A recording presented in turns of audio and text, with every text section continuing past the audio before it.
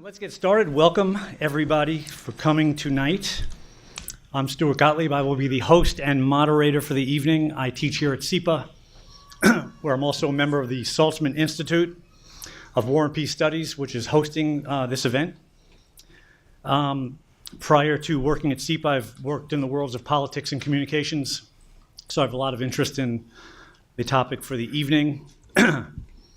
And just want to thank everyone for coming for what promises to be a very spirited evening of discussion and debate on a topic that remains front and center in American politics, and that's the relationship between Donald Trump and the American news media. While Trump is broadly viewed as a quote-unquote disruptor of business as usual in American politics, favorably by his supporters, I might add, scathingly by his detractors, there's no issue that's been deemed more important than Trump's disruptive relationship with the press. And that's because the critical role the press and free speech in general play in maintaining and preserving this democracy. As George Washington put it in 1783, quote, "The freedom of speech may be taken away, and dumb and silent, we may be led like sheep to the slaughter," unquote. Thomas Jefferson went even more extreme in 1787. Just as America's new constitutional government was being drafted, quote, "Were it left to me to decide whether we should have a government without newspapers or newspapers without government, I should not hesitate a moment to prefer the latter." The importance of a free press and free speech simply cannot be overstated. So let me kick off the evening tonight with a quote from the president who has brought us all together.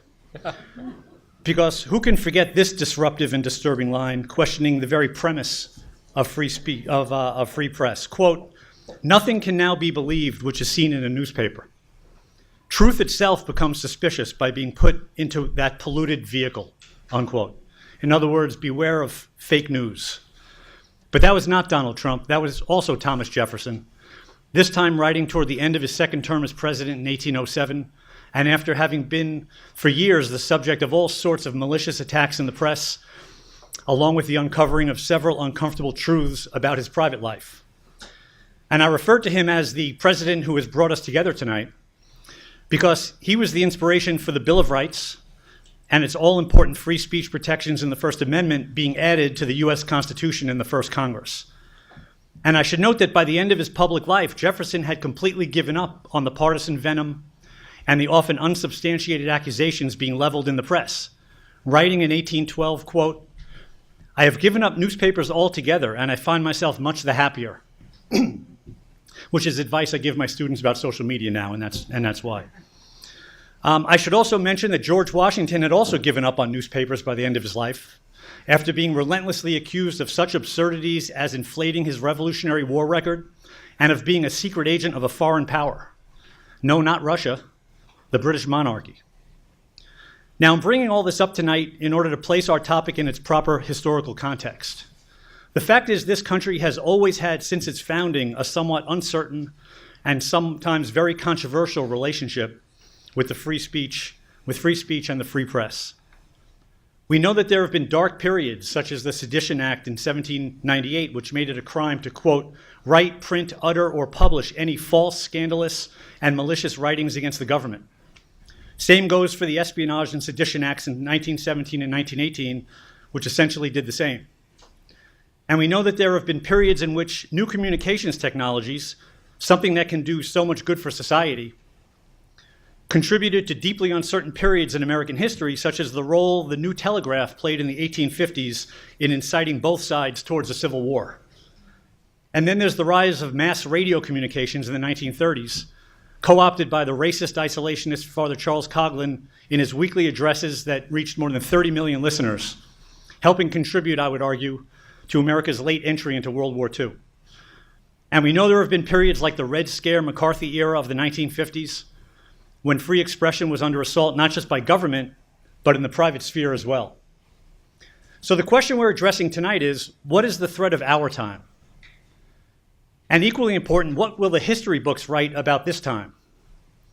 Will it be looked back upon like the other times I just mentioned, in which the country managed to get through, sometimes with great difficulty, and come out the other side better than before? Or are there unique perils to this moment that require our strict attention? I say that especially because this time feels in some ways almost like a combination of the others, with heightened passions on all sides, cutting-edge new technologies like social media platforms playing a great and as yet unknowable role in politics and political discourse, and a president who uses wildly loose rhetoric against groups he sees as his quote-unquote enemies, none more so than the mainstream press, and who exposes authoritarian tendencies when he calls the press, quote, the enemy of the people, and threatens to, quote, change the libel laws, unquote. Or is this just a showbiz president from a reality TV pedigree who was in the right place at the right time? Post-Iraq war, post-Wall Street financial crisis, post-European migration crisis, when it seemed the entire Western world was questioning the foundations of liberal democracy and the liberal world order. It's safe to say his more than 60 million voters care much less about what he says and how he says it than that he is shaking up institutions that they view as not just out of touch, but as operating against their interest. So perhaps when he needles the press, it's just part of the same hyperbole and exaggeration that helped him get elected, and not an actual tangible threat to press freedoms themselves. And then when the press overreacts to his own exercise of free speech, coarse as it may be, it just plays right into his hands. So those are just a couple of questions I wanted to set up with tonight. And fortunately, I don't have to figure all this out. That's what we have this panel here for. And it really is an outstanding panel. I know you have their bios in your programs, but let me just give a bullet point or two on each. And most of them are working journalists. They were all doing stories today.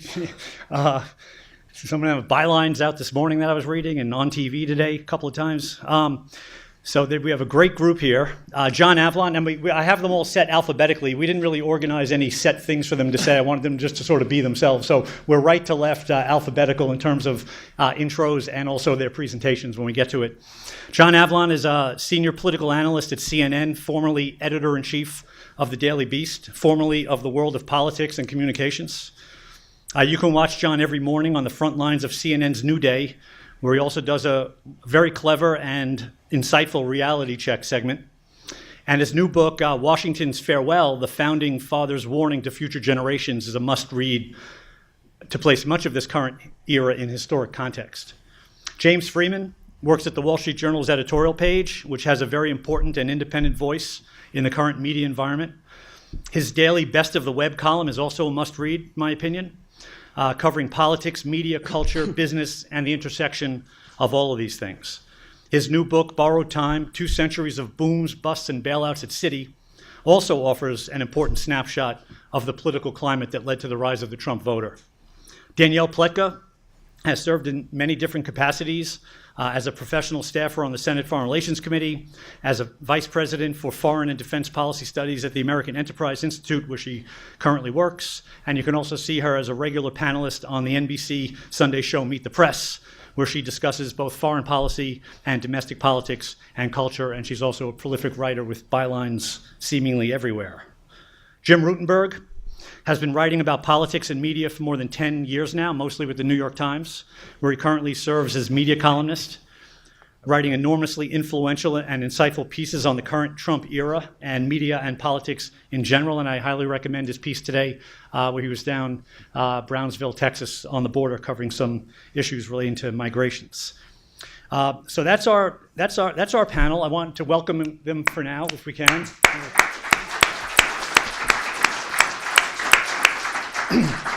Thank you. So what we'll do is each one of them, I'm going to go back to the table. They'll speak for about 10 minutes, 12 minutes, and then we might have some discussion time with just the panelists. If they're engaged with each other, I might prompt them a little bit, and then I'll make sure before we end tonight, we'll get some solid time with the audience. You could ask whatever questions you want to whomever you want, or all of us, and we'll take it from there. So thanks so much, and I'll see you in a little bit. Just absolving himself of all responsibility. It's an honor to be here. I did some graduate work here at Columbia, so it's a little like coming home. I've also been up since 3:45 in the morning, so I'm going to try to shake off the cobwebs and talk to you because it's a fascinating and really important topic. one of the big questions, of course, is how much we can use the lens of history to judge our current times. Mark Twain once famously said, history doesn't repeat, but sometimes it rhymes. Which is why I think the fact that our president uses the phrase enemy of the people to refer to the free press is worth noting. It's not just that he's a hype man and speaking in hyperbole or truthful hyperbole, as he would say from his time as a real estate magnate. It's that phrase is resonant through history, just not often in America. That is a phrase used to try to turn, obviously, people against the press. It is to diminish and destroy the credibility of the press. Donald Trump is not unique in thinking he is unfairly treated by the press. That tension is built into the system. Every president has felt they are unfairly treated by the press, going back to George Washington. As Stu mentioned, I wrote a book about George Washington's farewell address. There was partisan media even then. But there was also a constant, calming, steadying awareness of the role and responsibility of a free press. I'm fond of pointing out that the Constitution doesn't mention political parties, but it does mention the press and freedom of the press. That's not an accident. A free press is part of the structure that the founders set in place. It is part of the system of checks and balances. It's fundamental, even more fundamental in their conception of how our society could work and how we could avoid going down the path that had destroyed democratic republics in the past than political parties. James Madison, I think, summed it up particularly well, and he and Thomas Jefferson helped found one of the first partisan presses, the Gazette of the United States, to attack the Washington administration in the first term. And Madison said, "To the press alone, checkered as it is with abuses, the world is indebted for all the triumphs which have been gained by reason and humanity over error and oppression." Checkered with abuses. It's a human enterprise. People make mistakes. The point is to admit them and learn from them. That is something the press does. Reason and humanity over error and oppression. It is an essential check and balance on a free society. Think of all the stories, even just in our own immediate time, that the powerful would not have wanted to find out. But the cause of truth and ultimately a more transparent, more functioning, more accountable society is guaranteed by the press doing its job. That debate has gone on at different times, as Stuart has said.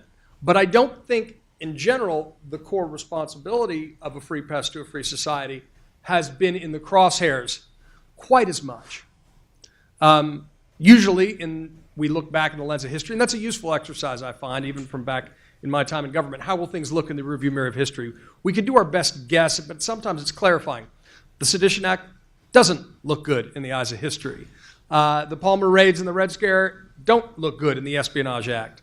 And the entire sort of McCarthy era and that clamp down on the free press doesn't look good. Those are instructive. We should use that guide to help us see clear to our own time. The term fake news is, of course, bandied about a lot, and I think that's worth a quick drilling down. There is such a thing as fake news, or what we call it in the context of the 2016 campaign, right? And I think it's worth defining the term because it's been intentionally muddied. I sometimes like to say it's intentionally false stories written with the intent to deceive. Fundamentally false stories written with the intent to deceive, and people choose to profit either for propagandistic reasons or for actual pocketbook reasons. It proliferated, particularly in the late innings of the 2016 election, to such an extent that because of the new medium of social media and search engines, fake stories, fake news, rated higher than real news by credible outlets. That has a distorting effect on our democracy, very much consistent with disinformation campaigns we saw throughout the Cold War. That's a problem we need to confront. Where it got even more troubling is the president took that term under perhaps the anxiety or the allegation that fake news had aided his election.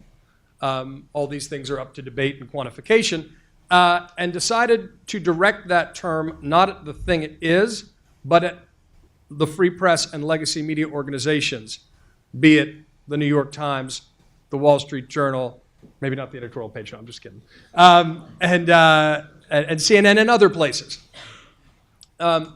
That's dangerous. You know, when he says in tweets in February of 2017, any negative polls you see are fake news. That's about pushing the boundaries of reality and trying to corral supporters to doubt that there is such a thing as objective truth. That's dangerous. That's a move we've seen in the past.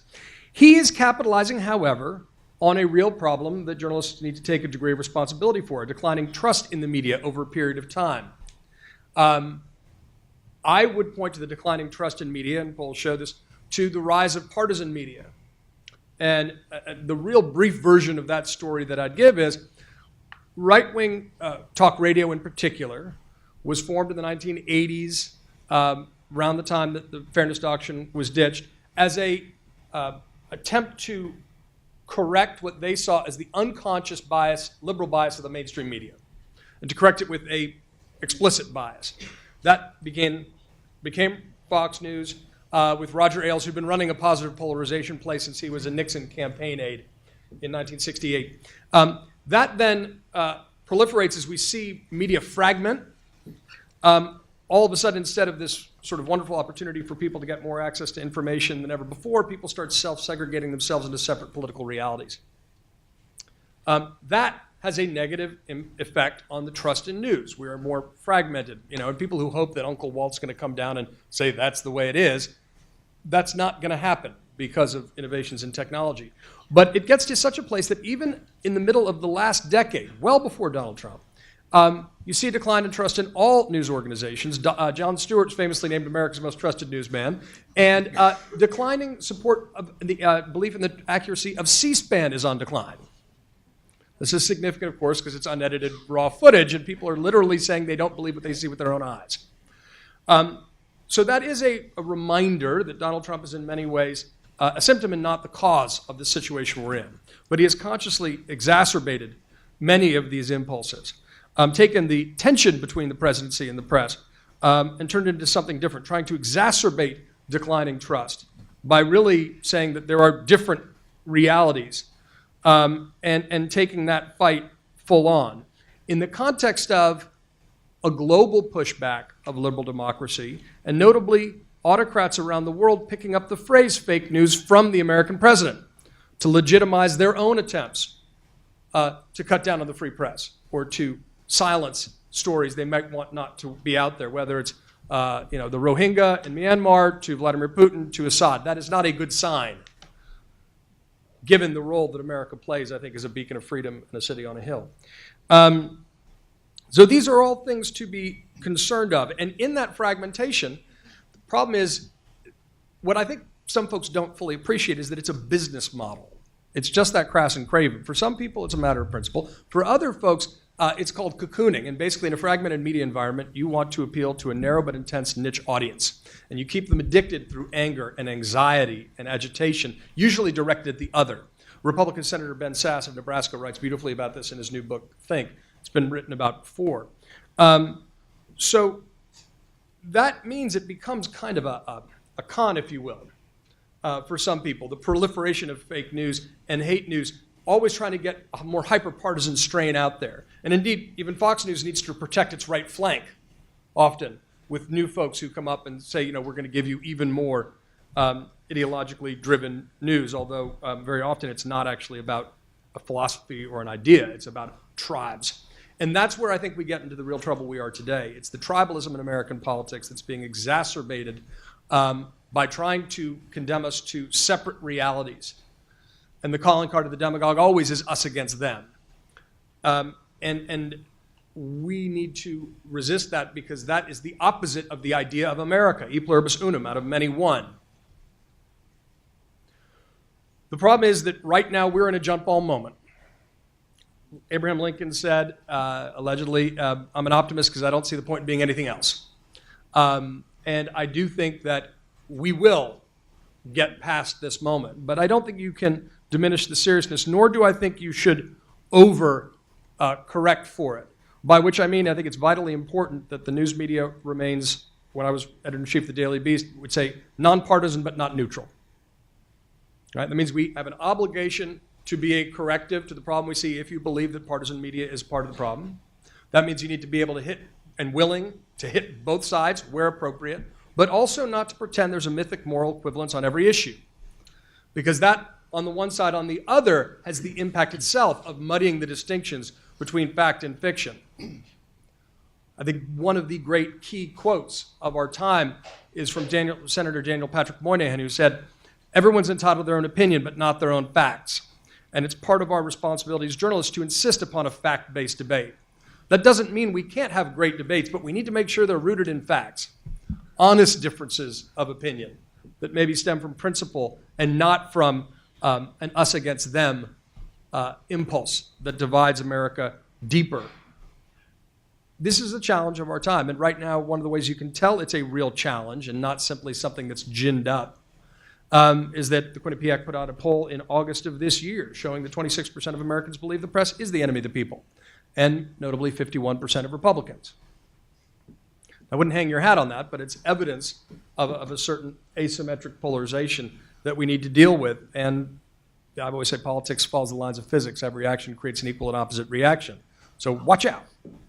But I think that if the press focuses on doing its job, and that doesn't mean pretending that we don't have a perspective rooted in the facts, that we do have an obligation not to be simply a stenographer for people in power, but when a lie or a mistruth is stated, we have an obligation to correct that.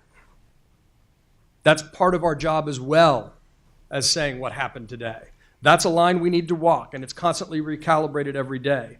But I think if we do that, if we insist on a fact-based debate, if we aim for our best, what Carl Bernstein would say as the best obtainable version of the truth, if we try to be nonpartisan but not neutral on every issue, I think we can play the role that the founders intended for us. We will not please everybody, and we would be a fool to try. But I think it would also be foolish to dismiss out of hand, for reasons of expediency, partisan, political, or profit, the real challenge we face and the way it departs, I think, from our best traditions in that constant balance and tension between politicians and the press. Thanks, John. Appreciate that. And James Friedman will go next, and I'm now glad he's going before Danielle. So, James, please. Thanks, Stuart. Appreciate the opportunity to be here. It's an honor to speak to you, and appreciate the kind words in the introduction. Also, before I delve into the topic, I have a little news you may be able to use. I just so happened to get a tip on an issue at pizza gatherings in grad school, which is that if you find the crowd is too big for the amount of pizza, I've heard, and I'm not endorsing this, but I recently heard that some people will take one slice and then put the pizza box on the floor so that other people won't take it, and then they'll come back and get as much as they like. So Test that theory. yeah, I don't know if it's an issue here at Columbia or on other campuses, but just something to keep in mind. So here we are, almost 2 years into the Trump era, and I think this would be a good time as we talk about the press considering mistakes, learning from mistakes, to think about whether the decision that I think many people in our industry made in 2016 to treat Donald Trump differently from other candidates and to apply a different standard and to decide that he is an authoritarian, I think that idea is one that they should reflect on, because when we talk about an authoritarian, we now have, again, a couple of years track record. We have a president who has had a lot of harsh words for the press, but also one who has vastly limited the federal government's control over communications. On communications policy, the signature move of the Trump era is to repeal net neutrality regulation. Now, I know people have lots of different views on to what extent the federal government ought to oversee the internet and regulate it. But Stuart mentioned the communications networks of the 1930s. The previous administration chose to apply the 1930s telecom regulation to the internet. Very great expansion of federal power, I think, whether you agreed with it or not. That was a really important moment in terms of Washington exercising much more control over communications. President Trump's appointee at the FCC has, and the other commissioners have overturned that. So in other words, this is a very great relinquishing of power by the federal government over communications. I would say authoritarians never do that. I think if you look through your history of authoritarians, you will not find one who reduces government control over communications. I think also it's important, I think words are important. Obviously, the line of work I've chosen, I must think they're important, but actions matter too. And so I think it's important to note that while the president is offering a lot of harsh words for his adversaries, critics, opponents in the press, what we see is, as John described, is a thriving media market. His critics are thriving. They're not being thrown in jail. They're not being deported, harassed for the act of journalism. Now, I think it wasn't reported as much. The previous administration was quite active in surveillance, the Associated Press and others.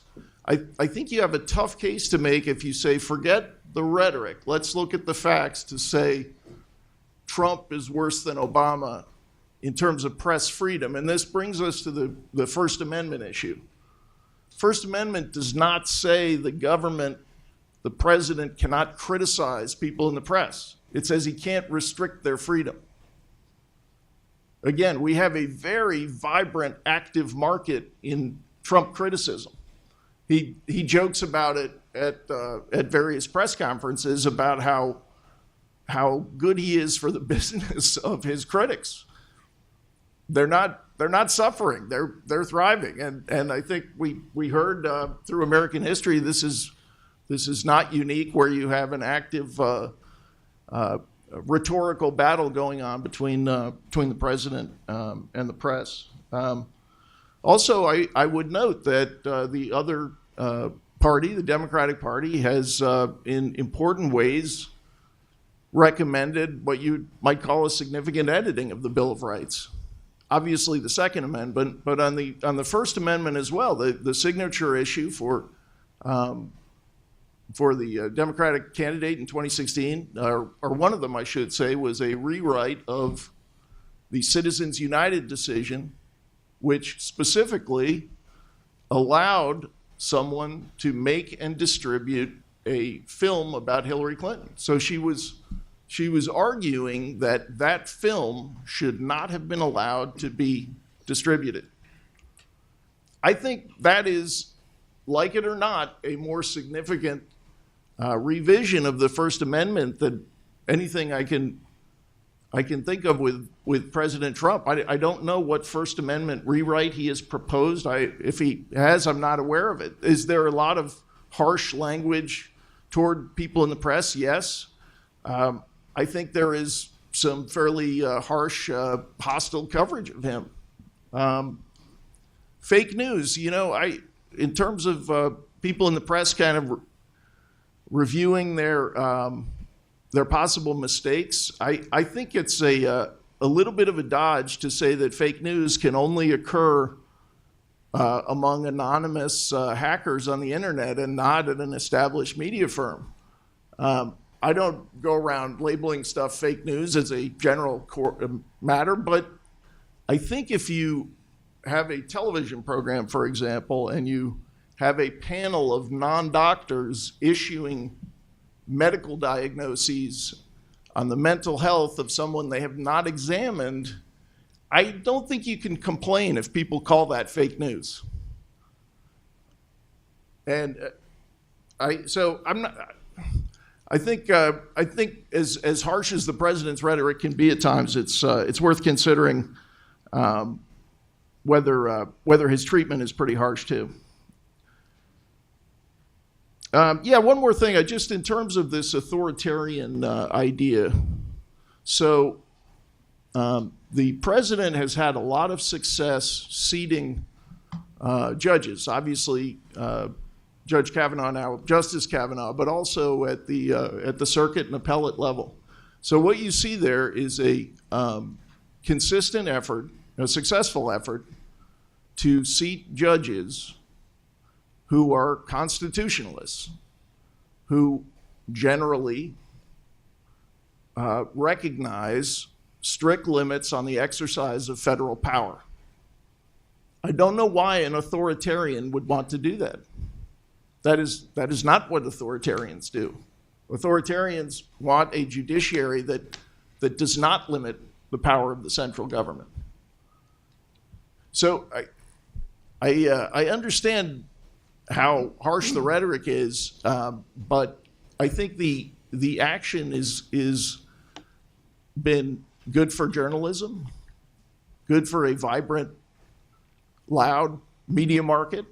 And I should say, as we sit here almost 2 years into the Trump administration, it's a little odd sometimes to read stories sort of pondering whether this guy would be a suitable president. We do have to acknowledge that his signature agenda item to revive the American economy, that program appears to be working. Now, we could argue whether, I know some people don't think this will last, and they think they're skeptical that this boom in business investment we've seen is going to be sustained for years and years to come. Maybe they're skeptical that this jobs market and the U.S. competitiveness will be as good next year and the year after as it is now. But I think there ought to be some recognition that so far the program appears to be having some success. And I also, I don't know if I'm droning on here, but Not yet. I think I think it may be easy to dismiss a vibrant economy as less important than other values, but I think it allows us to exercise lots of values, and it has huge moral implications for the world, whether the United States or China, still controlled by a communist dictatorship, is the world's largest economy. I think I'll stop there. Thanks, James. I think Thanks. people have questions for you a little later. Good. So you'll have some more time. Let's move on to Danielle Pleka. Thank you. Thank you, Stuart. It's always good to follow communist dictatorship. Everything is up from there.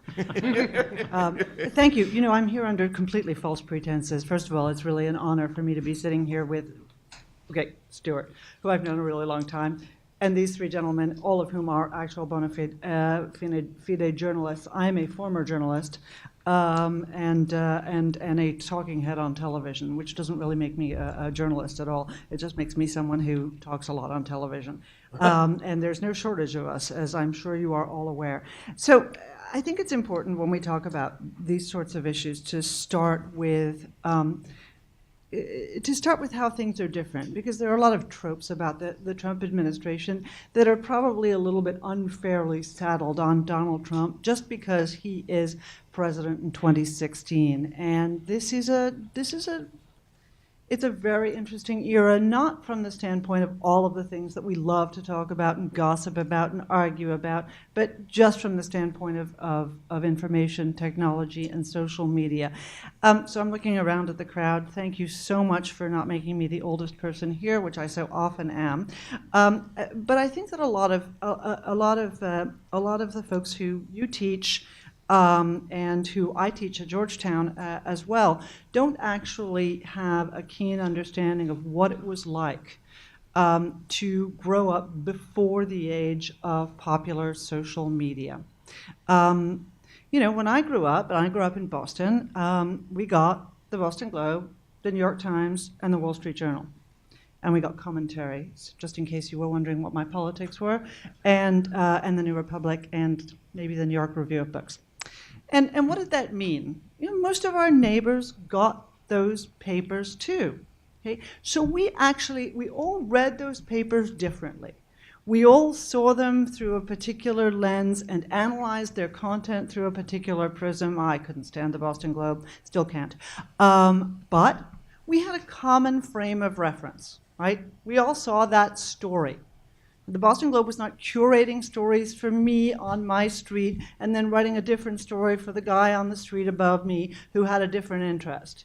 And that's really where I think we have begun to diverge, is that we are actually not talking about the same facts anymore. And there's a broad belief, I know, in the news media and elsewhere that, that curated news is somehow not real news, and that it is sinful to cater to people's interests, and that people are somehow tribalizing themselves. I'm going to come back to that much despised and overused word in a moment, but that this is a bad thing.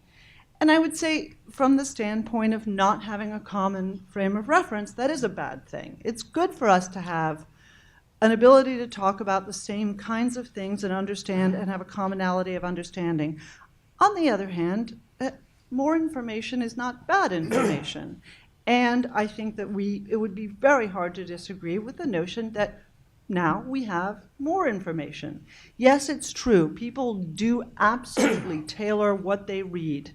I can still remember looking back a couple of elections ago and being really surprised by the results. And I realized that I had actually just been reading things I wanted to read that were telling me that things were going to be better than they actually were going to be, and they weren't. And I was a little bit surprised, actually, when things didn't come out the way they were. Well, you know, I hope I'm self-aware enough to understand that I actually had made a mistake in the sourcing of my information. I think a lot of people view that somehow as a betrayal. Oh my God, I thought Hillary Clinton was going to win the election. She didn't win the election. The election must have been stolen. And the answer is, well, actually, that's not a thing. That's not right. Maybe you were just reading the wrong information. And that's a reasonable question, and something that I think those of us who spend a lot of time, you know, talking, don't serve those who are listening to us well enough by suggesting, actually, you know, you're really just not educating yourself very well. You are actually fooling yourself. You need a diversity of information. You need to read things that are different. That's not enough of a press. And I think that when you look at the newspapers of record, and you know, for me, it's the New York Times, it's the Wall Street Journal, and it's the Financial Times, actually, which I still think is a very good newspaper. There's not enough of a press in that regard. Now, this is all very boring and thoughtful, and I apologize for being boring and thoughtful for a moment. But I do think that it's a good conversation, and I work at a think tank, and we try and be boring and thoughtful just occasionally, you know, because we're a 501c3. But part of what all of this conversation about new information and curated information and looking to your own sources of information in order to bolster your worldview and the worldview of your neighbors and your friends and your families is that news has always been biased. Okay? This is not a new thing. You know, when I was first a journalist, and I had just gotten out of college, and my boss, who worked for the Los Angeles Times, I was a local hire, a gopher for him, and he said, you know, we are objective news gatherers, and I thought, complete crap. What are you talking about? I know you have biases. I hear what you ask people. You may try and do a good job in reporting, but the people you go to ask the questions of, your go-to sources, reflect your biases. I see this as a source with the questions that I get asked. Okay? The notion that a journalist is somehow pure, like a priest, that John, I think, somehow suggested, maybe gently and not quite as forcefully as I just did, is rubbish. Okay? Journalists are people just like the rest of us. Okay? And they may try to be fair. Okay? They may talk to someone on the right and someone on the left, but at the end of the day, they are talking to the people who they know. And that is like looking for your keys in the street lamp. I hate to tell you.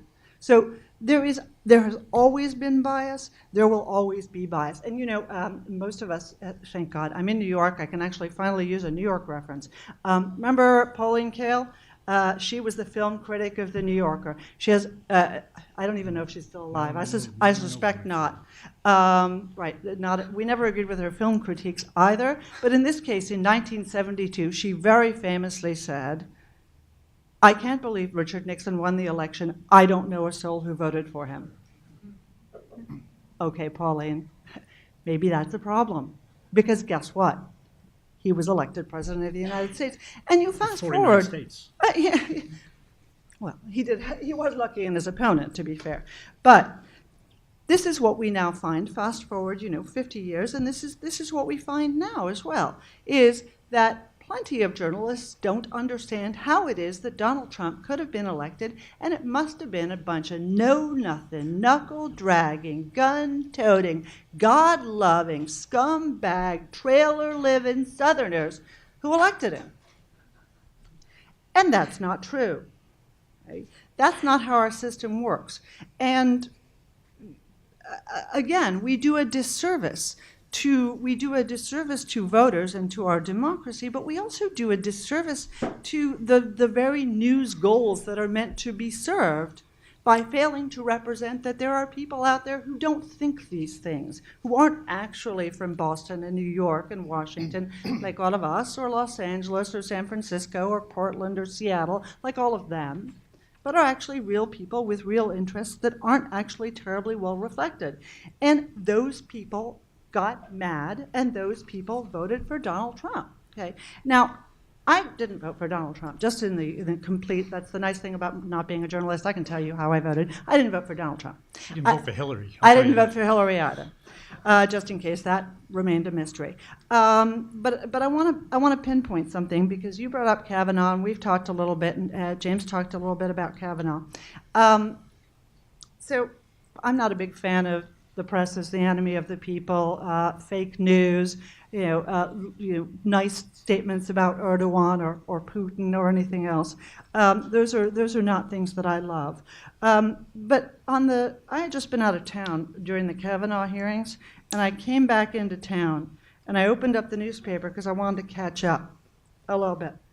Okay, I took a picture of this, and I made a beautiful collage, and I put it up on Twitter. Okay, here's what the papers. These were the papers on my couch. I didn't go looking for them. I get the regular papers. Okay. When your friend is your rapist, will China hack the US midterms? A complete national disgrace. A supreme violation. From Harvey Weinstein to Brett Kavanaugh in one exhausting year. Trump and the aristocracy of fraud. How Brett Kavanaugh failed. A young activist's advice. Vote, shave your head, and cry whenever you need to. Kavanaugh is one more step in America's cycle of self-destruction.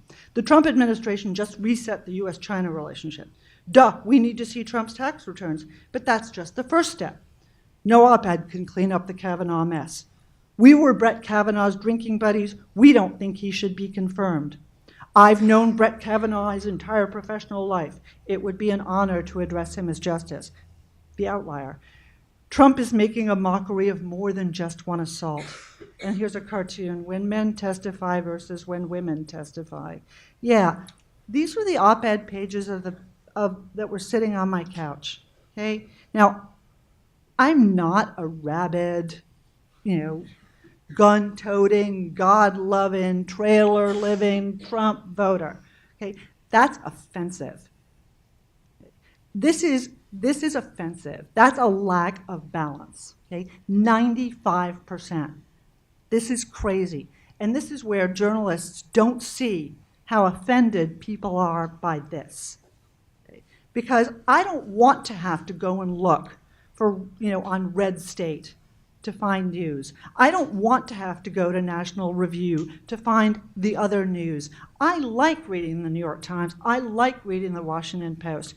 I can't see that balance in these, and that's a huge problem. Then there's the other denigration of those of us who don't see things from the perspective of the left, by journalists, but by others, and that is the word tribal. We're tribalists. Now, what does that mean?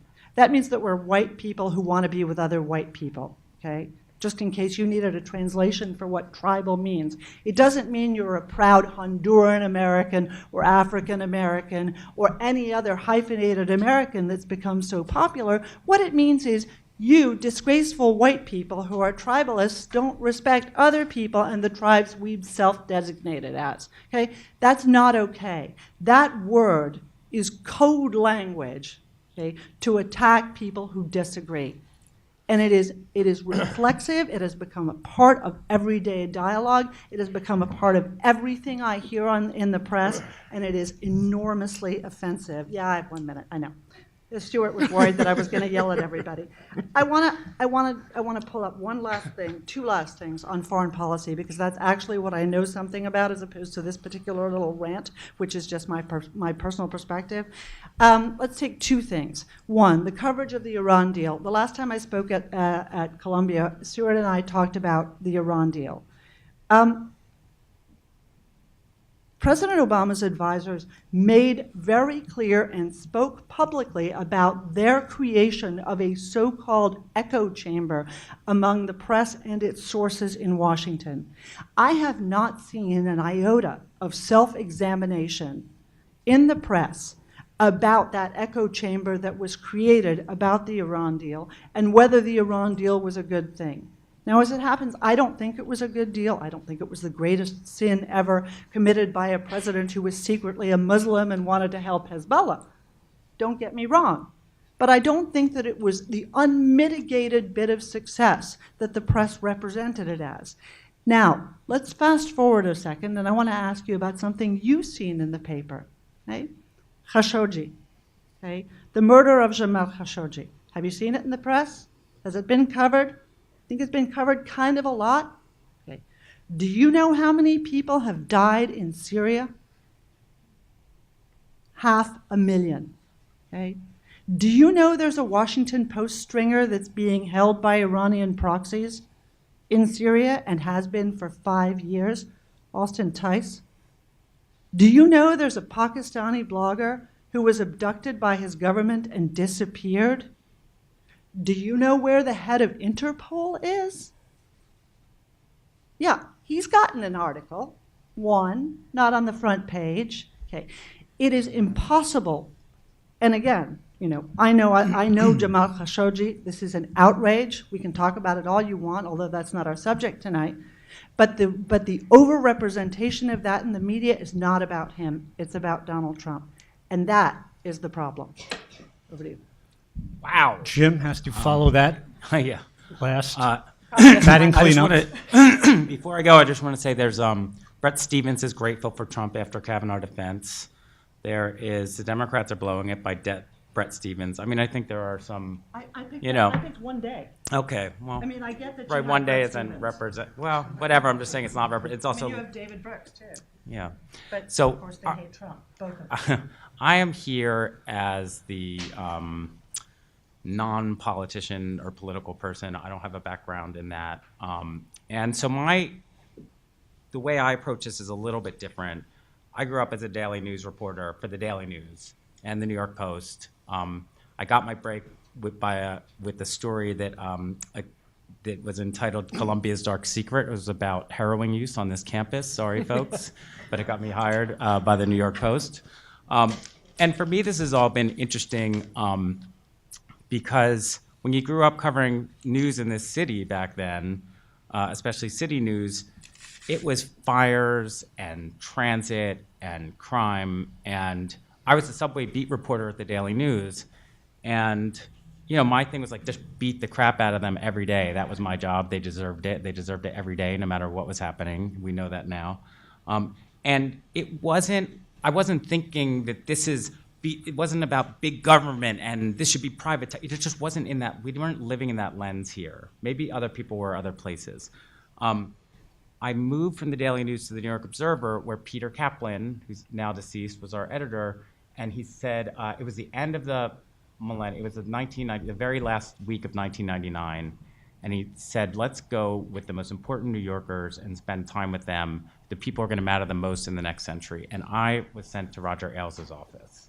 And Ailes didn't open his office to many people, and I guess I was a little bit rube-like because he was asking me about my politics, and I was like, okay, I don't know. I used to cover the subways. I've been hired. Actually, when the Observer called me, they said, cover TV as if it's a subway system, which made sense later. Anyway, and that was my kind of introduction, was hanging out with Roger Ailes, and I think half of what was going on in that room was over my head. But I do think that we saw a shift in the way news was viewed. And when you look at what Fox did, Roger Ailes had his opening for good reason.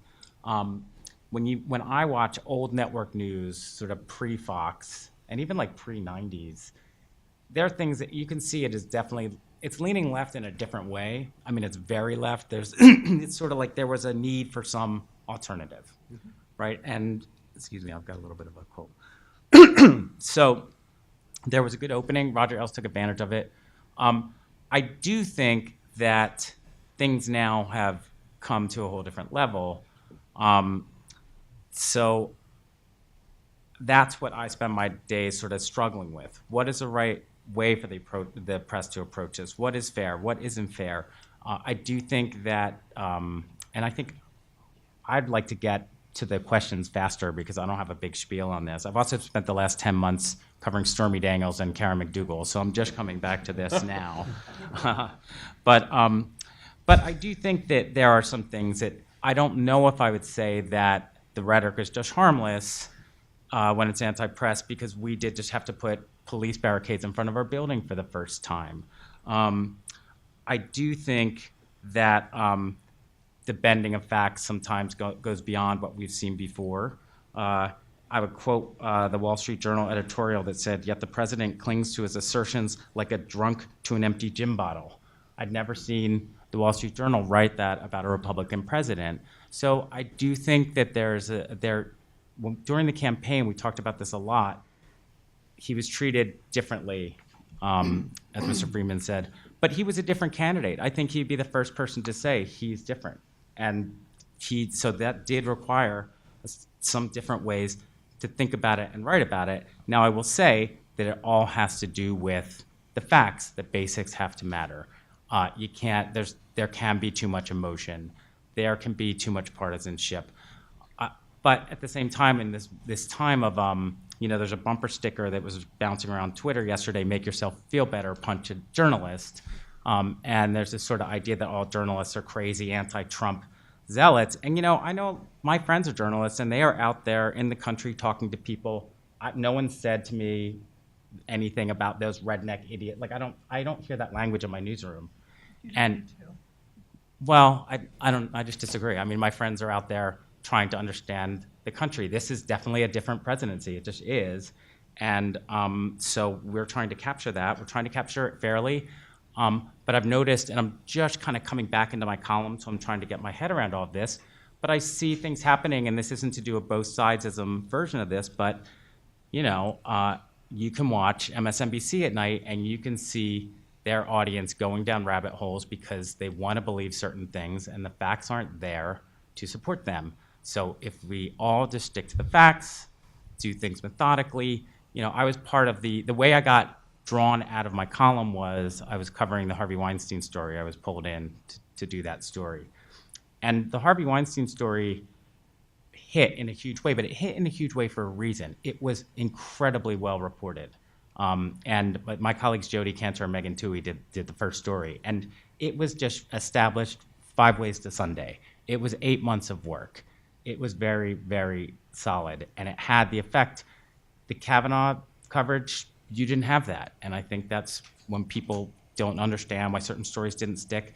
The corroboration wasn't there. Maybe that corroboration would have shown up 8 months later or 6 months later. Maybe it wouldn't have. So, anyone who is defending the press and doesn't like hearing fake news should be ready to have their own notions challenged when the facts don't line up for them as well. So again, to me, it all goes back to basics. Let me see if there's any other point that I want to hit before I give it up. No, I think, why don't we just go into it? Thanks, Jim. Appreciate that. You'll notice we put together a panel where you were getting different viewpoints. Having a panel with everyone saying the same thing that you hear every day isn't going to do anyone any good. This is a panel to make you think, have people defend their positions, challenge each other, and I want the audience to think like that also when you start asking some questions. But first, let me see if I know you all, I mean, a lot of different viewpoints here. If any of the panelists want to directly engage any other panelists, now would be the time. John Avalon, unsurprisingly, has his pen and sword ready to go. First of all, I would just ask all of us, well, particularly the conservative papers, and look, we should have great disagreements. We should have great debates. But imagine for a second that Hillary Clinton was president and she was invoking enemy of the people and calling for libel laws and, increasing deficit and debt and what the POV would be. I think it would be a little less sanguine if the economy was doing just as well. To the diversity of opinion point, I think every news organization needs to make a great effort to have, especially and particularly on the opinion section, a more robust debate. And I do think that actually what James Bennett has done at the Times has gotten a lot of flack for. Very often bring on Bret Stephens and Barry Weiss, and you hear that. But I actually, those are great decisions. Now, people on the right don't consider them right enough, and yet people on the left very often want to censure them for their opinions. That, to me, is evidence of an attempt to pull away from the groupthink, which I think degrades our discourse. We do have a tendency to live in bubbles. I think very often they're geographic. They're not red state, blue state. They're very often urban, rural. My folks live in South Carolina and have for more than 30 years. My grandparents who just passed live in Youngstown, Ohio. I spent a lot of time in those places. And it is incredibly valuable to get out of New York and LA and Washington and not confuse those conversations with the nations. On the other hand, I think if a sin is committed by journalists, it's that they too often, as we've seen local outlets uprooted by economic dislocation and thinned out, which is a problem that goes back decades. First the commodification in local news, then the degradation, and now business models that are failing.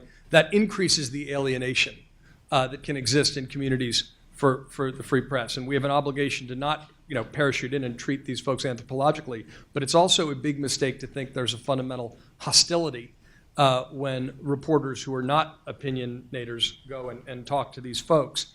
And all the stereotypes break down. Hillary Clinton, for example, won most of the cities of the South. That's not, that is a more nuanced view of the divisions in our society. Frankly, I would argue they're more rural versus urban than they are simply the character of the country changes when you cross the Mason-Dixon line. But bubbles are something to be aware of. Diversity of opinion is something to be constantly striven for, but it also has to be rooted in something more than feelings. We should be insisting on a fact-based debate. One final point I'd make just with regard to Danielle. There may be some people who do use tribalism in a coded way, but because I did introduce that phrase, let me say that I don't consider it all code for white people in any way, shape, or form. I think the larger issue of tribalism that's afflicting our nation is one of identity politics, which it can affect folks on any side of the political spectrum. And if you don't think that's a weakness that's being exploited, take a look at where, for example, the Russians purchased a lot of their fake news propaganda on platforms like Facebook. They were and continue to be just trying to pull the classic disinformation move of inflaming divisions by appealing to tribal identities that are far left as well as far right. So I do think that that's worth reflecting on, and it's not simply a cudgel that's being used. I think, but the fact that they are identifying that as a weakness to exploit in our nation, I think speaks to the danger of those sorts of identity politics, where we start viewing our country through the lens of us against them. So that would just be my brief rejoinder to. Thank you. You referenced a few other people. See if anybody wants to jump in on that. James? Well, I guess just another thing I think the press might appreciate about this president if he if there wasn't kind of a focus on this sort of relentless daily battle, is the amount of unfiltered communication that comes from him. Now, you know, Absolutely. it's For real. Yeah. it's really remarkable. You know, you could judge or not whether you think it's all true or all not true or somewhere in the middle or what have you. But the this sort of tweet stream of consciousness, a lot of it I wouldn't agree with. Other people wouldn't agree with. Some people would agree with it. But one thing I think we can say is that it is not. It has not been honed and massaged and considered by a building full of public relations experts. So I think it's maybe an underreported benefit to the free exchange of ideas and to a free press, and I think he probably has changed the game a bit. I'd be surprised if the next president doesn't have to be a little more accessible. I also just, as people have pointed out, when the president does things and says things that he shouldn't or we don't think he should, then we call him out on it. That's absolutely right, and I think that's our job. But also to laud him when he does do things that are positive and says things are positive. I think that's appropriate, and that's what everyone in our industry should be trying to do every day. Can I just add one humorous aside about that? Well, maybe it's not humorous. You be the judge. But we would spend so much time when I covered Bush trying to figure out what is he thinking. The editors, what is he thinking? You know, we'd spend weeks. What is he thinking? And we were at the G7 or was it G8 in St. Petersburg in 2007, and the Russians leaked some audio of President Bush talking to Hu Jintao.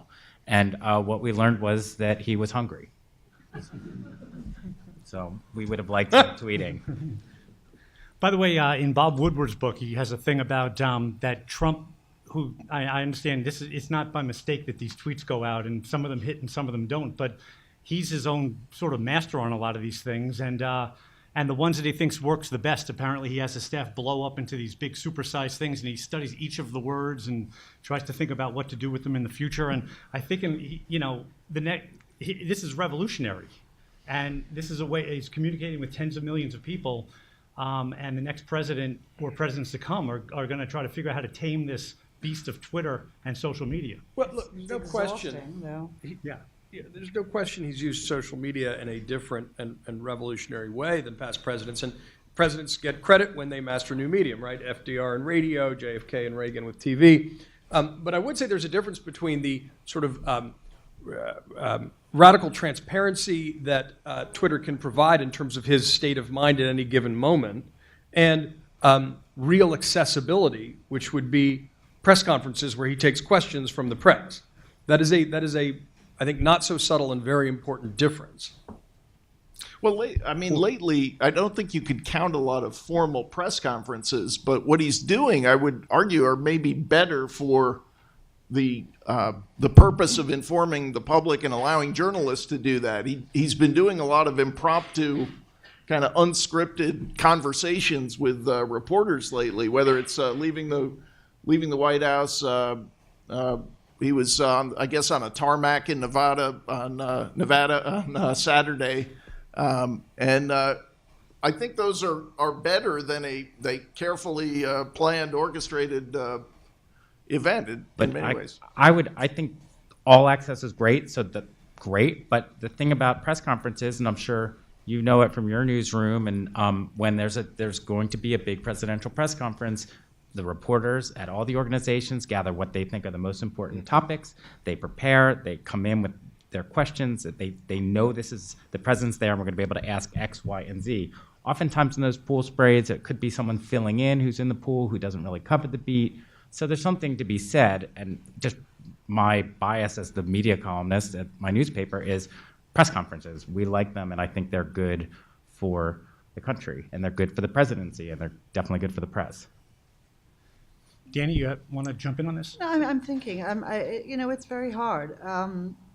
I think that Trump has obviously shown himself in in a terribly unattractive light by being so accessible. And at the same time, you know, the press has not shown itself in a hugely flattering light over the last couple of years. Although I think there are some important exceptions. You know, Maggie Haberman at the Times and a lot of others who have really done outstanding reporting.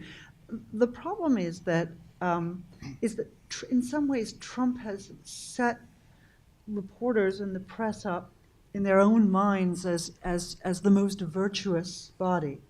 You know, just simply by treating it as a monolith, he has allowed others to define this as somehow the arbiter of what facts are, and the arbiter of what truth is, and that's not true. Actually, individuals get to be the arbiters of facts and truth, not the people who are chosen by, you know, I won't pick anyone who's here, Jeff Bezos.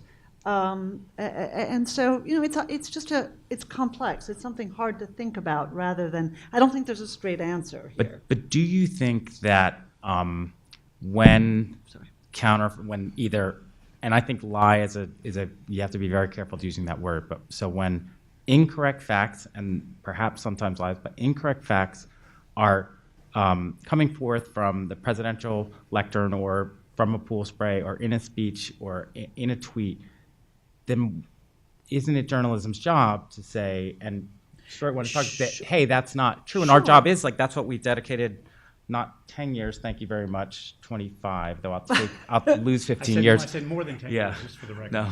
I mean, I do think that's important. I do think that's important, although I think some of it is sort of self-foiling, you know. When the president says, there were more people at my inauguration, and we can see there weren't. When he says, you know, the economy has never been this big, and the answer is, well, yeah, it has. You know, this is, I mean, you know, these are sort of facts that are self-evident. And yes, the president is lying, and I don't think that I don't think those are questions of opinion. And so that's hard. The problem is there's so much else that isn't, and we haven't talked about a lot of these contentious issues, but where actually the facts that are being presented as facts by the press are not facts. The question, for example, of Russian collusion, you know, again, I don't have much doubt that Donald Trump probably would have happily taken Russian help had it been proffered to him usefully. But I'm not sure that it was. And if I only read the newspapers, I would think that it was an established fact. I don't think that our news coverage would say it's, Again, no, it wouldn't, right? It's you're you know, again. Or like straight news reporting, right? Even It's take the hard, AP, and there's right? also a lot of loose talk. You know, I grabbed two words that were interesting to me because it was the Boston Globe led a campaign against Donald Trump's campaign against journalists, which is scurrilous and wrong. And is debasing to our institutions. And I don't think you'll get a lot of disagreement. So what is it when the Boston Globe calls that a dirty war? What's a dirty war? Remember what the dirty war was? Remember how many people died? Remember in stadiums and disappearances? Is that the right analogy for the members of the press to use to describe Donald Trump's actions, or is that kind of invidious? Sure, but that is a editorial page versus a news, and there is a difference, right? Mm-hmm. I see more balance on your opinion page than I do in your news section, but that's just me. I mean, John looks pained. Yeah, He wants to I- clearly jump in. I think that's unfair to the New York Times. I think that We could take it. I'm sure you can.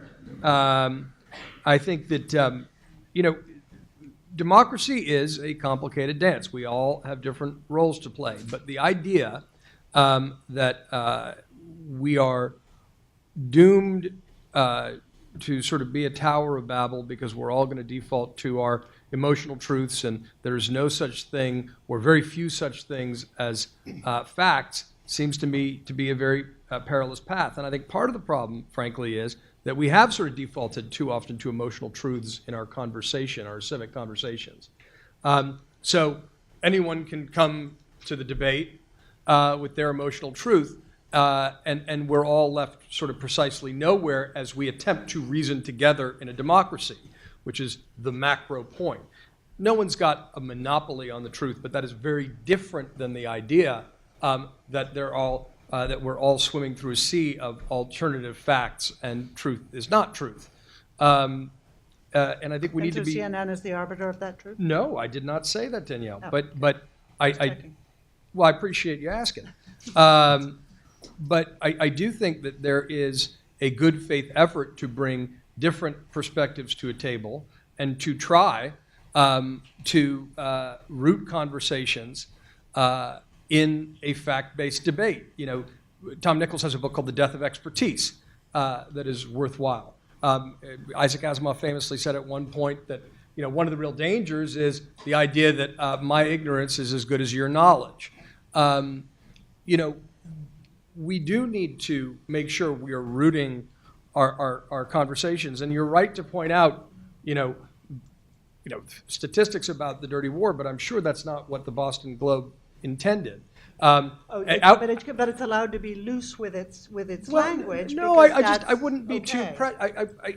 I think we need to be. I think we need to be careful we don't go down a path of a deflection into something that could seem like whataboutism. The outrage about Khashoggi does not take away from the deaths in Syria or Yemen or any place else. It's a story that is happening right now, that is unfolding in real time, and that because the Washington Post saw one of their columnists murdered and it was lied about and the truth has come out, that's an example of the process working, however fitfully, against the official version of events. That's called holding power to account. But I think Danielle does make a good point about the. She makes many good points. All good points about the amount of coverage, and I think Jim made a good point about being careful not to label things lies just because they're not true. Politicians, sadly, say lots of things that are not true. Sometimes they're lying. Other times they are mistaken. Other times, I don't know. Maybe it's could be a lot of reasons that lead them to that point. But I think that the issue of how much do you cover a certain issue? We mentioned the exhaustive coverage of the president's boasts about his inaugural crowd, which is perhaps a window into his character, but probably not highly relevant in terms of impact on the country, the fortunes of the United States. Just to give you an illustration, I think we do need to think about the coverage emphasis. One of our rivals, a newspaper, maintains a list, maybe they all do, of Trump's lies. And these are things he has said, which the paper says are not true. Many of them are not true. Of course, you know, you'd have to know his state of mind and to know intent. But the point is that they listed among the lies the claim about the inaugural crowd, and I think he had overestimated the number of times he had been on the cover of Time magazine. So that counts as 2. And then they also, out of fairness, had the lies of President Obama. Lies, they were things that were not true. Whether President Obama was lying, I don't know. But so you've got 2. You've got the Time magazine boast and the inauguration crowd boast. That counts as 2. On the Obama ledger, it was 1 lie when he said, if you like your health plan and you like your doctor, you can keep it. This is a falsehood that affected the health care of millions of people. Now, I'm not getting into who's the bigger liar. I am saying that it's important to have perspective, both in terms of understanding that whether you label something a lie or a falsehood, but also on the emphasis on the amount of coverage you give to a particular story. Can I say just one interesting thing? Because all these stories do have context, and there's got to be certainly something to do stories get overplayed, of course, all the time. And there are also sort of algorithmic reasons. I read about some of that today, and people can't get enough, and there's too much giving people what they want, but that's the business model right now, so we have to figure out how to not let that cloud our judgment. But there was the fact that it was the very first appearance that his press secretary chose to make in the briefing room was about the crowd, and you will accept this, end of story. This, so there were extra administration presidential theatrics that drew quite a bit of coverage that may not have played. But, and not only that, if I may, look, of course, perspective is the most important thing, and it's the thing we have least of in our political debates, right? And that's one of the things the press should be trying to bring forward. But that list that I believe you're referring to, the Washington Post list, which I think Greg Sargent puts together, actually is very careful about not calling all those things lies. I think the term they use is falsehoods. I don't think it was the Sargent list, but It's maybe Kessler. Oh, sorry, Glenn Anyway. Kessler, yes. I apologize. But they're actually very conscious of not calling everything a lie. I know in your newsroom there was a big debate about that, and the bar is intent, and I think that's a fair bar for using the phrase lie. But for what it's worth, there is an attempt to distinguish, however imperfectly, between falsehoods, fabrications, and lies for just that reason of perspective, which doesn't deal with the relative weight of these things, but it's something that they're quite mindful of and try to be. I have to confess to you, I'm much less concerned about calling Donald Trump out on the childish lies that he tells, where I think, again, it's not that, again, I said it's self-evident. I'm not uncomfortable with calling a lie by any standard. I'm not even that uncomfortable with keeping track of Donald Trump's many, many, many lies. I find much more disturbing the subtle questions that I tried to allude to in the question of Khashoggi, where again, in my dream world, that's on the front page every day. Those are the issues I care about. Those are the people I care about. That's what I've worked for my entire life. That's what I care about, okay? When people went after the Washington Post for defending him because he was an Islamist, believe me, I pointed out very clearly, okay? He might have been an Islamist, but he wasn't calling for violence against anybody. All he was doing was writing. And that's not a crime that should earn you death in your consulate when you're going to pick up a piece of paper, let alone any sort of mistreatment. The problem is the choices that are made, and they're very subtle, and they're, I think, not very clearly understood. I care a great deal about Syria, too. I wish to hell that we had not let 500,000 people die there. I wish to hell that Barack Obama had not felt that it was his moment of liberation, to quote Jeff Goldberg from The Atlantic, when he didn't have to pursue his red line and do something about chemical attacks that killed men, women, and children. I'd like that to get as much coverage, okay? You cannot pretend to me this is on the merits. But can I say one thing? Because it's about Trump and Jared Kushner. And again, ask all the questions, point it all out, say what's unsavory. I'm always going to agree with you on this. The point is, it has gotten saturation coverage beyond any relationship with reality. Can I make two slightly separate points on that? First, starting with Syria and Russia, the Syrian chemical weapons use. And that would be, I was in Moscow right when it was the first chemical weapons attack that we struck. We sent the Tomahawks in. It was like a year and a half ago. Yeah. April of 2017. And I was in Moscow and watching the news there.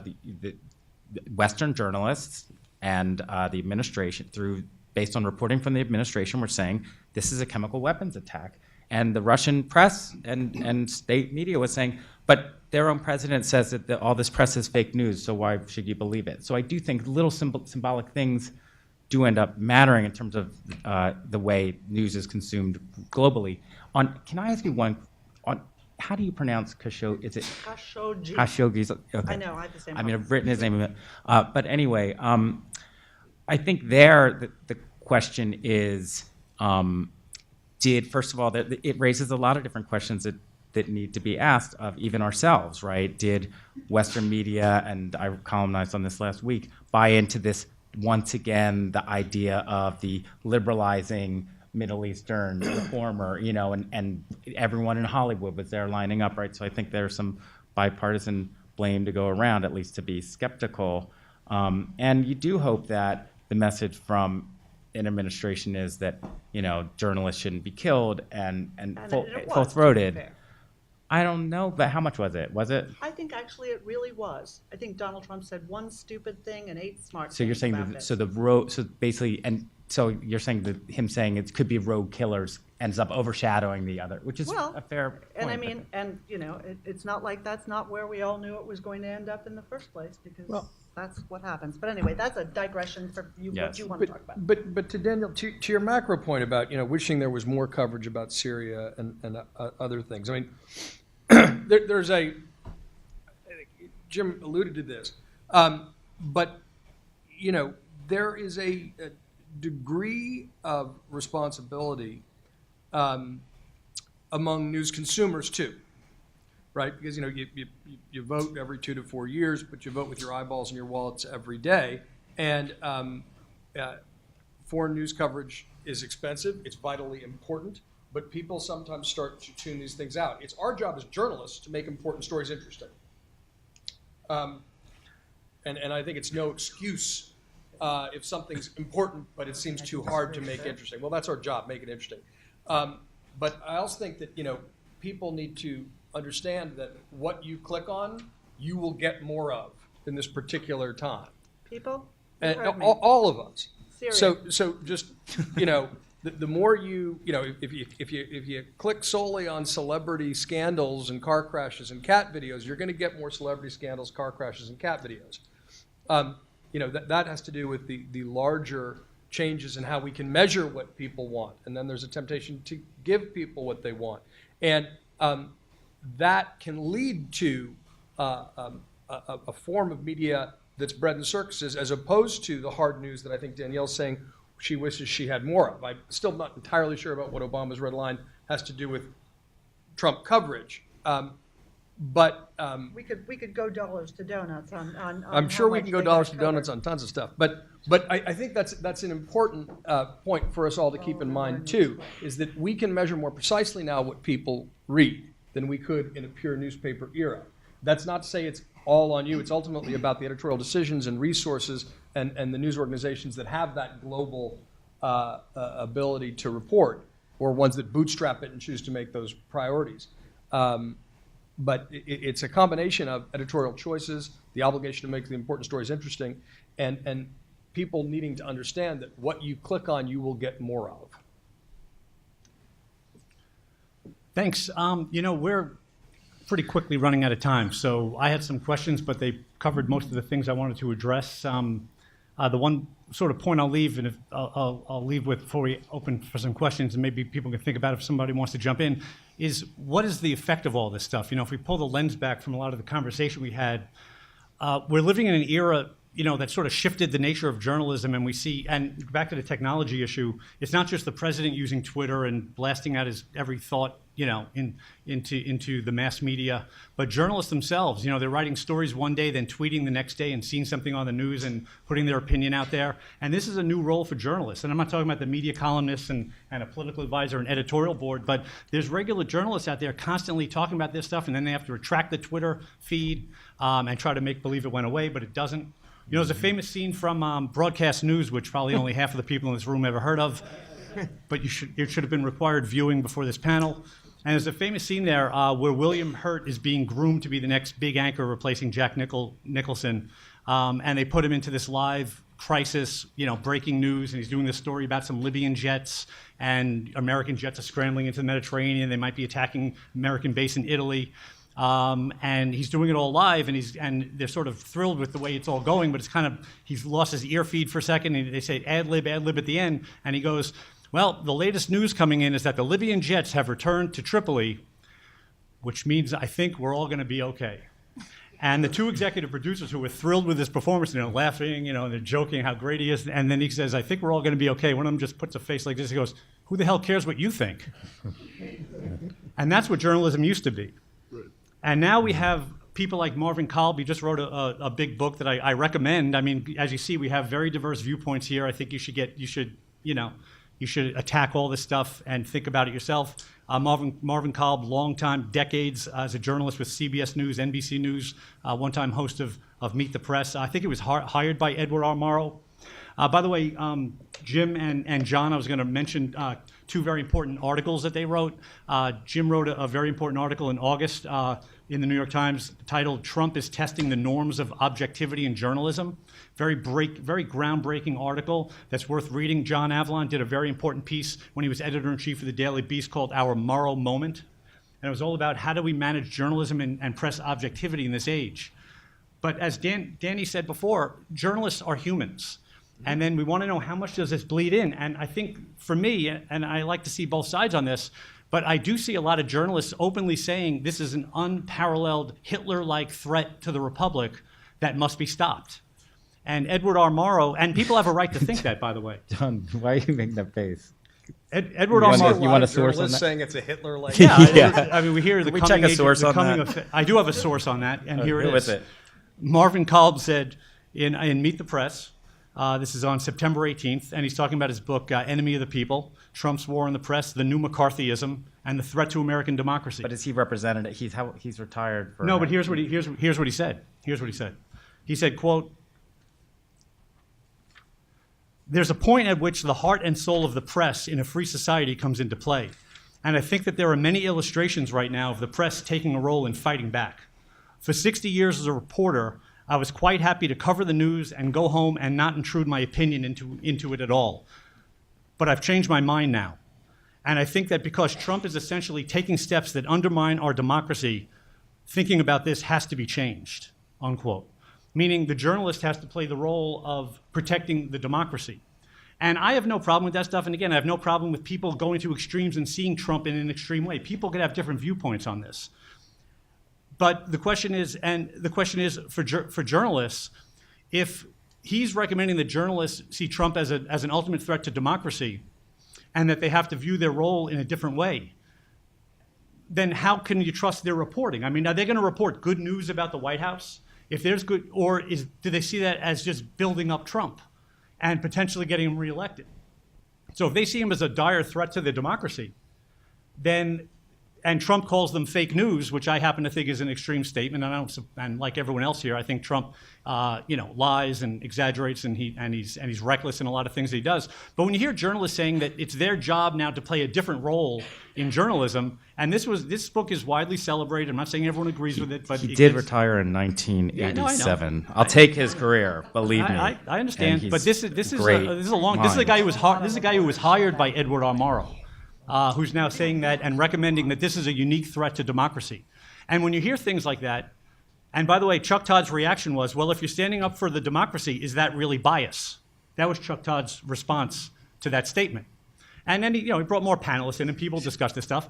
But this is something that I think people have to think about, because if you say you can't trust journalists, if journalists say their job is to now protect the American democracy from this unique threat, and I think journalism is doing a great job, by the way, so I'm not critiquing the journalism. Jim and I were talking before about, I think, the great job the journalism is doing. But they give an opening to Trump to react and to call it fake news and to have people believe that. And I think it's detrimental and destructive if you want to actually hold him accountable. There's plenty to hold him accountable on for his policies, for some of the words that he says, and go out and win an election based on those things. But I think when you engage in that sort of hyperbole, if it bleeds into the press coverage or the perception of some journalists, that's where it plays right into Trump's hands. And people will be surprised if they're trying to stop Trump. You might end up seeing him win another election in 2020 when you sort of react in that way. Want to jump in on that?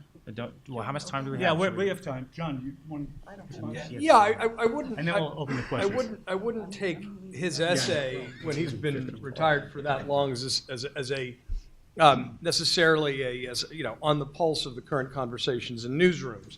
That sounds to me like somebody weighing in from retirement on what they see with a sense of perspective. But Wait a minute. You're saying that the current media folk don't refer to Trump as authoritarian or raise these I questions? mean, the coming of fascism. Read the New Yorker Review of Books. I mean, read the New Yorker, and I love these magazines. I've been getting them for decades. But there's article after article about how this is like the time of Hitler, and the coming of fascism. I'll send you the by the way, it articles. But I would They write about it, John. I mean, it's a fact. I It's- would it's I written would in these all distinguish the time. between opinion, analysis, and reporting. I think that's really important. You know, certainly there was a. I mean, God, I wrote a book called Wingnuts in 2010 about the. Thank you. About the well, it was really About you personally. reporting in the first year of the Obama administration, about the feedback loop between the extremes, and about the historical antecedents for these things. And I think that's a perfectly worthwhile exercise. I think history can be useful, but you know, I was looking at Donald Trump on a particular Tuesday gave a speech at Kansas, I believe it's Kansas City. Veterans of Foreign Wars, and gave a line about, "I don't believe what you see, don't believe what you read." The same day he called one of his opponents, accused him of a new McCarthyism. And so I went back and read a book called McCarthy in the Press. And it was interesting because reporters had a debate at the time about how to cover McCarthy. They had been trained to just report what he says. But if he's saying things that they know and McCarthy knows not to be true, what's the obligation? It gets to the stenographer and power question. And there was one editor at the Denver Post at the time who said, no, we can address that in a headline. We can address that.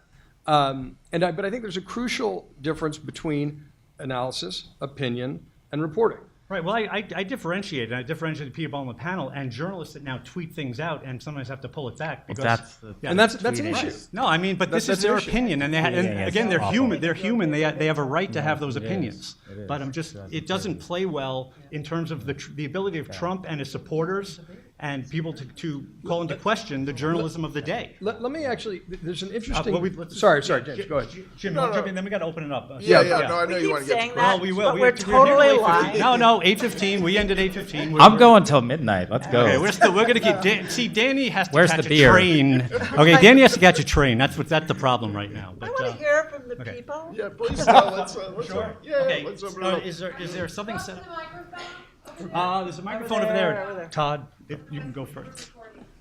You can place yourself over there. Whoever has questions, we hate you have to actually stand up, but wander over there. Tell us who you are, even though we know who he is. I'm Todd Gitlin. I'm a professor of journalism and sociology, and I have a concern about John's statement early on that the news media have been plummeting, or words to that effect, in trustability. It's not true. I looked up the numbers the other day because I was going to speak on this. If we just limit ourselves to Gallup polls, which ask the same question year after year, right? Do you trust the news media? Words to that effect. They don't specify which media, they just ask it. So here's what it looks like. It was very trusted, whatever that means, that's another question, in the 70s, Watergate period, post-Vietnam War, and then it plunges, and then it comes back, and then it plunges again, and then it comes back, and it's on its way back, like in 2007, it's almost as high in trust as it was in the 70s. And then it falls off the cliff in 2007, 2008, long before Trump. And the point is that what people are saying, first of all, it's not clear. Are they saying they don't trust the media because it's too noisy, or it's too smart, or it's too stupid, or it's too left-wing or right-wing? This is all amalgamated.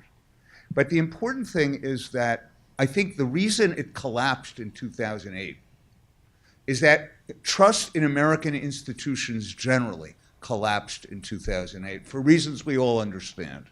Okay, financial crisis. And therefore, to say now, to imply that people are losing trust in the media because they're nasty about Trump or something is just flatly wrong. There's no evidence of that. So I don't believe I actually. Let me clarify what I believe I said, or let me try to say it a little more clearly. First of all, I said I think pretty clearly that Donald Trump is a symptom, not a cause, of a lot of the things we're facing right now. Two, while Gallup polls are very good gauge because they do ask the same question over a period of time. I was actually recalling polls in the mid. I hate this term, aughts, the first decade. No, what do I call it? It's the uh-ohs is what we should have called it. But that actually did break out by source and how trusted they were. And it had been a period of decline. This is all against a broader backdrop of decline of trust in institutions. I think Stephen Carter wrote a book about this in the late 1990s. And while there will be ebbs and flows, and I think this is a great time to be a journalist, by the way. I think. If you want to make money. Pardon? I said, except if you want to make money. Well, you know, I've run a news organization. I can talk to you about that too. But I do think that it is the reason it's so what we're dealing with right now is so troubling is because there is a long-term decline in trust in institutions for a lot of reasons.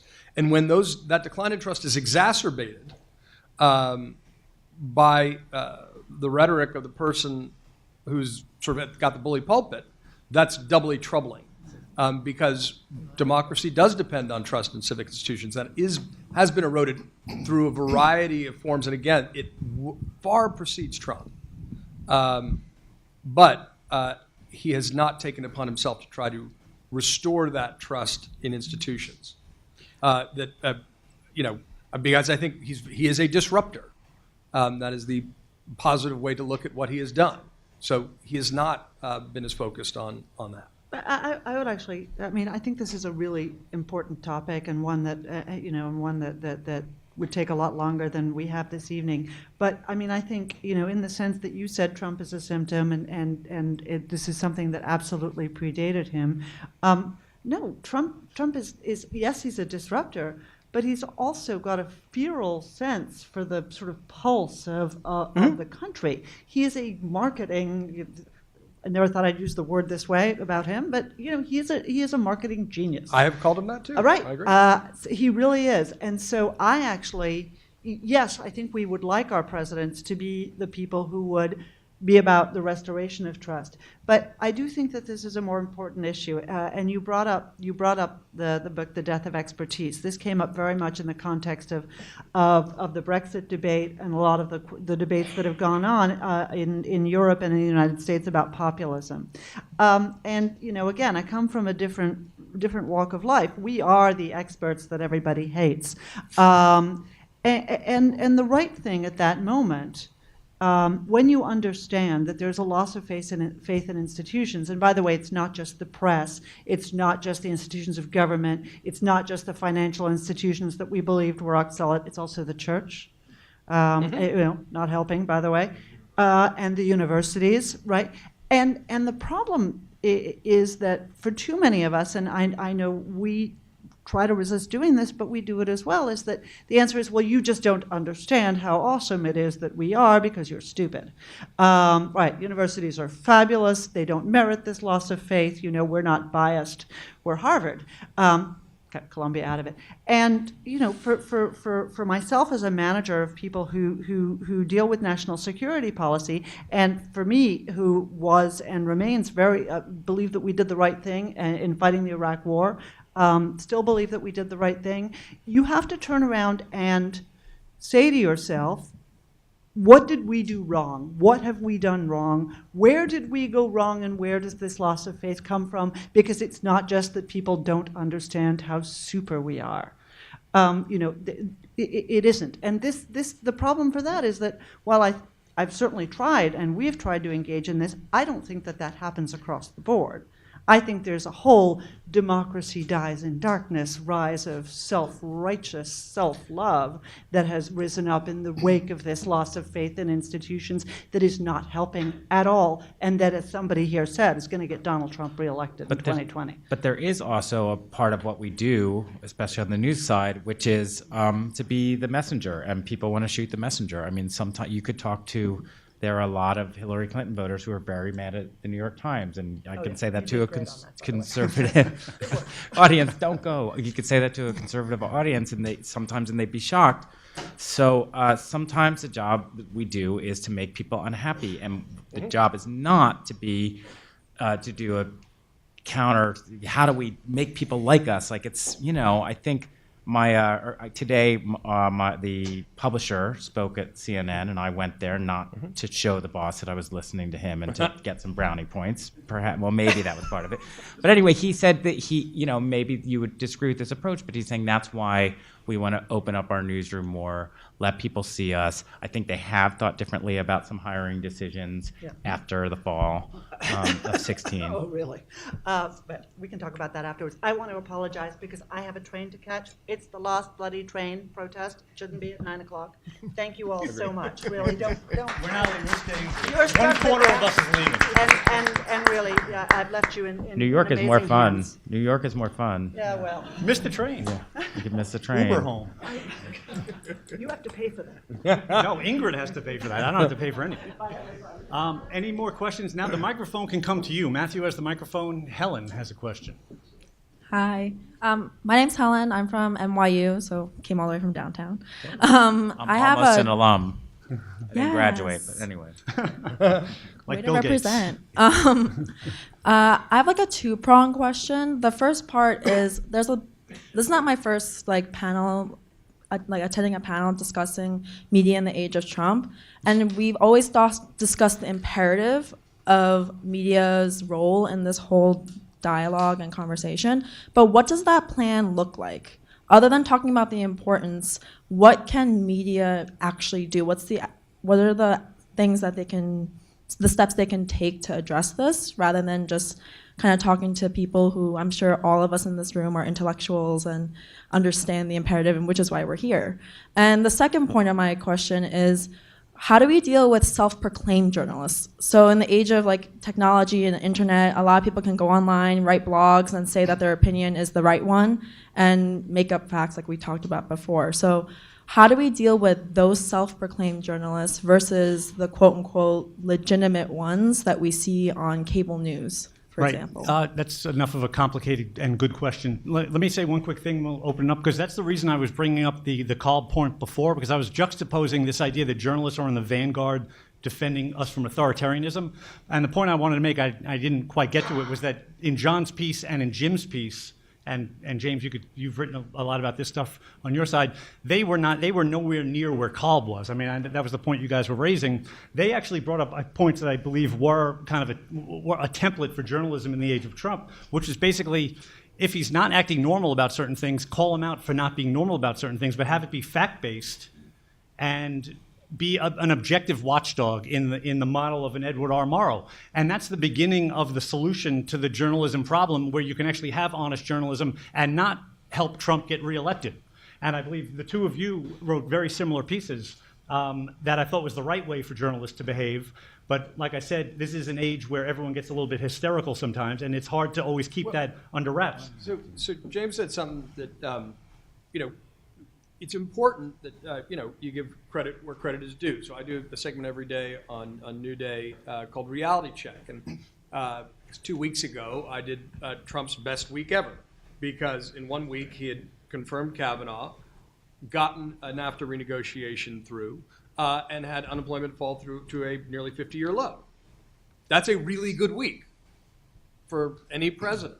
And there were, we're journalists, we get lots of feedback on social media, praise, blame, threats, is some mix of all three is the usual cocktail. But it is important that we give credit where credit's due, in order so that we can hold to account with credibility. Right, exactly. And that is an obligation that I think all journalists in newsrooms should feel, unless their project is explicitly partisan or ideological. And there's a place for those folks, but I do think that's sort of how, that's how we've gotten to the place we are. Yeah, I like lots of people online sharing their views. I think that's a healthy society. Some of it's going to be real, some of it's going to be fake. It's been true for as long as our republic has existed. So I think that's very positive. Just the not just the wealth of media outlets, but the amazing ability for anyone to be a publisher and to become a journalist. I don't think you have to be formally trained to do it well. So I think those are all very, very positive things. As far as how we cover Trump, I think you really people can go down a very wrong path saying it's time to throw out the rules of journalism because this guy is so awful. I think you can cover him with the same standards you cover everyone else, and if he does things that are worse than other people, you can say that and point that out. But yeah, I think deciding absent facts that he is a unique threat who must be stopped, it sounds like that's maybe someone who ought to be in political activism versus journalism, I would say. Just I guess thinking about how we cover him generally, I mean, I think the big underreported story of the Trump era is the fidelity with which he has pursued the agenda he campaigned on in 2016. I don't like some of it. I like the tax cutting and the regulation cutting. I don't really like the trade and immigration agenda, but it's striking for a politician how he methodically pursues that agenda he told us about in 2016. And I think it's we get all of these stories about how chaotic and crazy this White House is, and someone's about to be fired. And I'm not saying any of them are false stories. I'm not branding them fake news, but I think it has not really been explored much how, amid this seeming chaos we read about, he seems to be able to remain focused on that agenda that he promised. You know, and that's showing up in the. And so I've tried to bring up politics for it, showing up in the electorate. And I know the Wall Street Journal editorial page is on free trade, but he had, and I generally lean in your direction, but he has done things that have created different kinds of trade opportunities. The new NAFTA is an underreported story. Yeah. I mean, that was. Many people, including myself, thought that was pretty impossible, especially some of his rhetoric. And by the way, he's now at a 17-point advantage over the Democrats on the question of trade. And that's usually a very difficult polling question. And it might not be the deciding factor in 2 weeks, tomorrow, but this is part of an ethos of people believe he made promises, and despite all the chaos that they read about in the news every day, he's actually slowly a tax cut, corporate tax cut, economic growth of 4%, trade, jobs. And I think we got to get used to the fact we're going to pay more for cars now. Yeah, no. There's some good stuff in there, but yes, the we know point the is, editorial board of the Wall Street Journal is on the free trade. It is definitely a win for him, right? And it's one of the signature promises, and exactly. And he delivered it, and we ought to. Yeah, it's showing up in the electorate. So can I just take that part of that question? Because I would agree with James that it's not journalism's job to stop anything. And I do think that column, if you read to the bottom of that column, what it says is that it actually is the basics. And the basics are calling it the way it is, unvarnished, exactly how it is. And what I was talking about in that column, and some people were talking about this during the campaign, and they were using a term that I just personally did not like. It was false balance. It just became like one of those phrases that to me didn't mean things to people. But the idea was like, okay, and by the way, when you described it, the column is saying you need to call him out for not being normal. It's not calling him out. It's reporting on report it, normal, explore it. It's different, right? That's the nature of news. And there was a thing that set in journalism that became called by others false balance, and it was they both lied, right? But if someone lied 10 times, the other person lied 1 time, it's different. And that was uncomfortable at that time, right? And so there was a little bit of that seeping into the coverage, right? When Trump went to a rally and said, hey, that guy, yeah, beat him up. You know, there was that moment in the rally. That was different. And that's not something that you're used to seeing and covering as a journalist. And there's no, what's the other side of that? Like the guy had it coming, you know? Like, I don't think that's it. So there were these things that journalism was struggling with.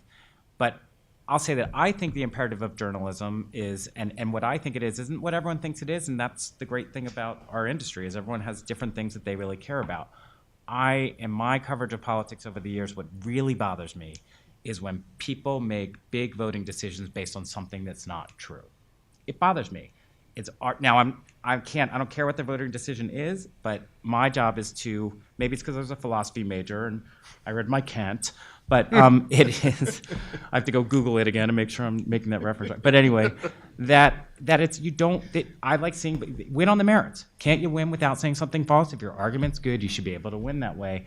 And so a lot of what I did when I started covering politics was something called ad boxes, where you watch the politicians' ads, because that was the main way falsehoods got out back then, and you just true squatted it. And to me, that was like the highest calling, even though it was like doing windows in our business. Everyone tried to pass the buck, and I liked doing those. So I really care about just calling it as it is, as well as you can, and you're going to make mistakes, and you're going to get stories wrong. And yes, if you live in New York City, you're going to kind of have some certain geographical grounding. Not everybody. That might sway you, but at the end of the day, your facts have to be right, and both sides are going to say that you're unfair, and there's a lot of gaming of the refs going on here. So for all the valid points, there's also people trying to game us. So you're trying to take in all this noise to cut through it to get at the truth, and that is what I think journalism is about. Now, if do you call her Danny? Yeah. If Danny With a were Y. here, she'd say, well, that's so lofty and whatever. Okay, maybe it is, and not every journalist feels this way and whatever, but But Marty Barron, editor of the Washington Post, has a way of saying it too that I think clarifies. And yes, it's under the banner of democracy dies in darkness, but we don't go to war; we go to work. And that's, I think, gotten a lot of attention. It's a catchy, memorable phrase. These things matter, but I think it does capture the way most journalists think about what we do every day. Okay, I see the microphone is out there. Please. Hi, my name's Sultan. I'm a student at Teachers College across the street. John, you mentioned how sort of what we click on, we get more of. So however, there's rooms full of people who for 8 hours a day, every day, they'll just comment or reshare the same sort of message and article, or computer programs and bots that'll do the same thing, reshare articles or comment the same type of agenda. How should we confront that, deal with that, or can we even deal with it? Well, I think you're asking, or at least I can see two different elements to that question, right? Confirmation bias clickbait is a real problem in news, and it builds out of the fragmentation and the business model of cocooning and playing to the base. Comments on articles, for example, many sites got rid of them because they had really stopped shedding any light, and they were all heat, and they were all angry, and they kind of degraded the discourse, and they were disproportionately dominated by trolls. And so there was, you evolve. I think one of the fascinating and troubling things about the times in which we live is some of the articles that are amplified and some of the rhetoric that's amplified on social media in particular, may be done by bots or foreign actors, as well as deeply committed people who spend all their time. So I think we all need to think a little bit bigger about the challenges we face. It's not that there's anything new under the sun, but the technology is new. And so these are new challenges for us to confront. And that's a troubling thing that affects our perceptions. It amplifies the loudest, and it maybe makes us feel more divided than we actually are. But that's a version of gaming the system based on the fact that we have a new thing, social media.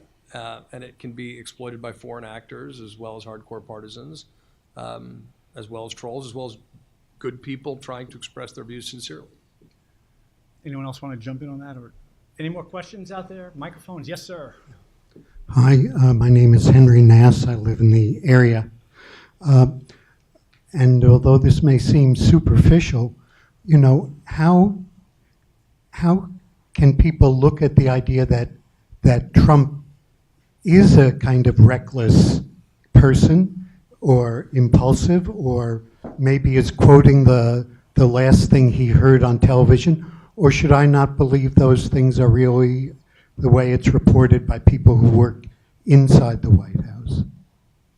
Well, this is what I think is one of the questions of this era is how is it if it's such a mess in the White House that he has been so effective in sticking to the agenda he campaigned on and enacting it.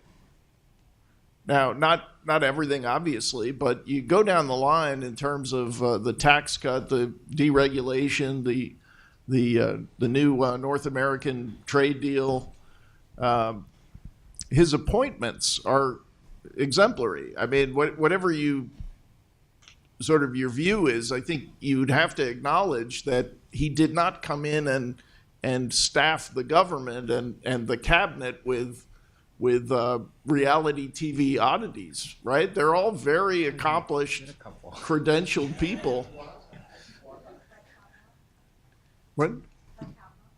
Kavanaugh's credentials But are Omarosa outstanding. Omarosa You might was not like him, a but reality you talk about the record, the hundreds of opinions, which I think you can gather his opponents in the Senate couldn't find much fault with because they had no interest in talking about them. Is there a thought that when this is all over, there's something that somebody will be coming back to try and repair the damage that he's done, or they're looking for a new idiosyncratic policy to be the head of the United States?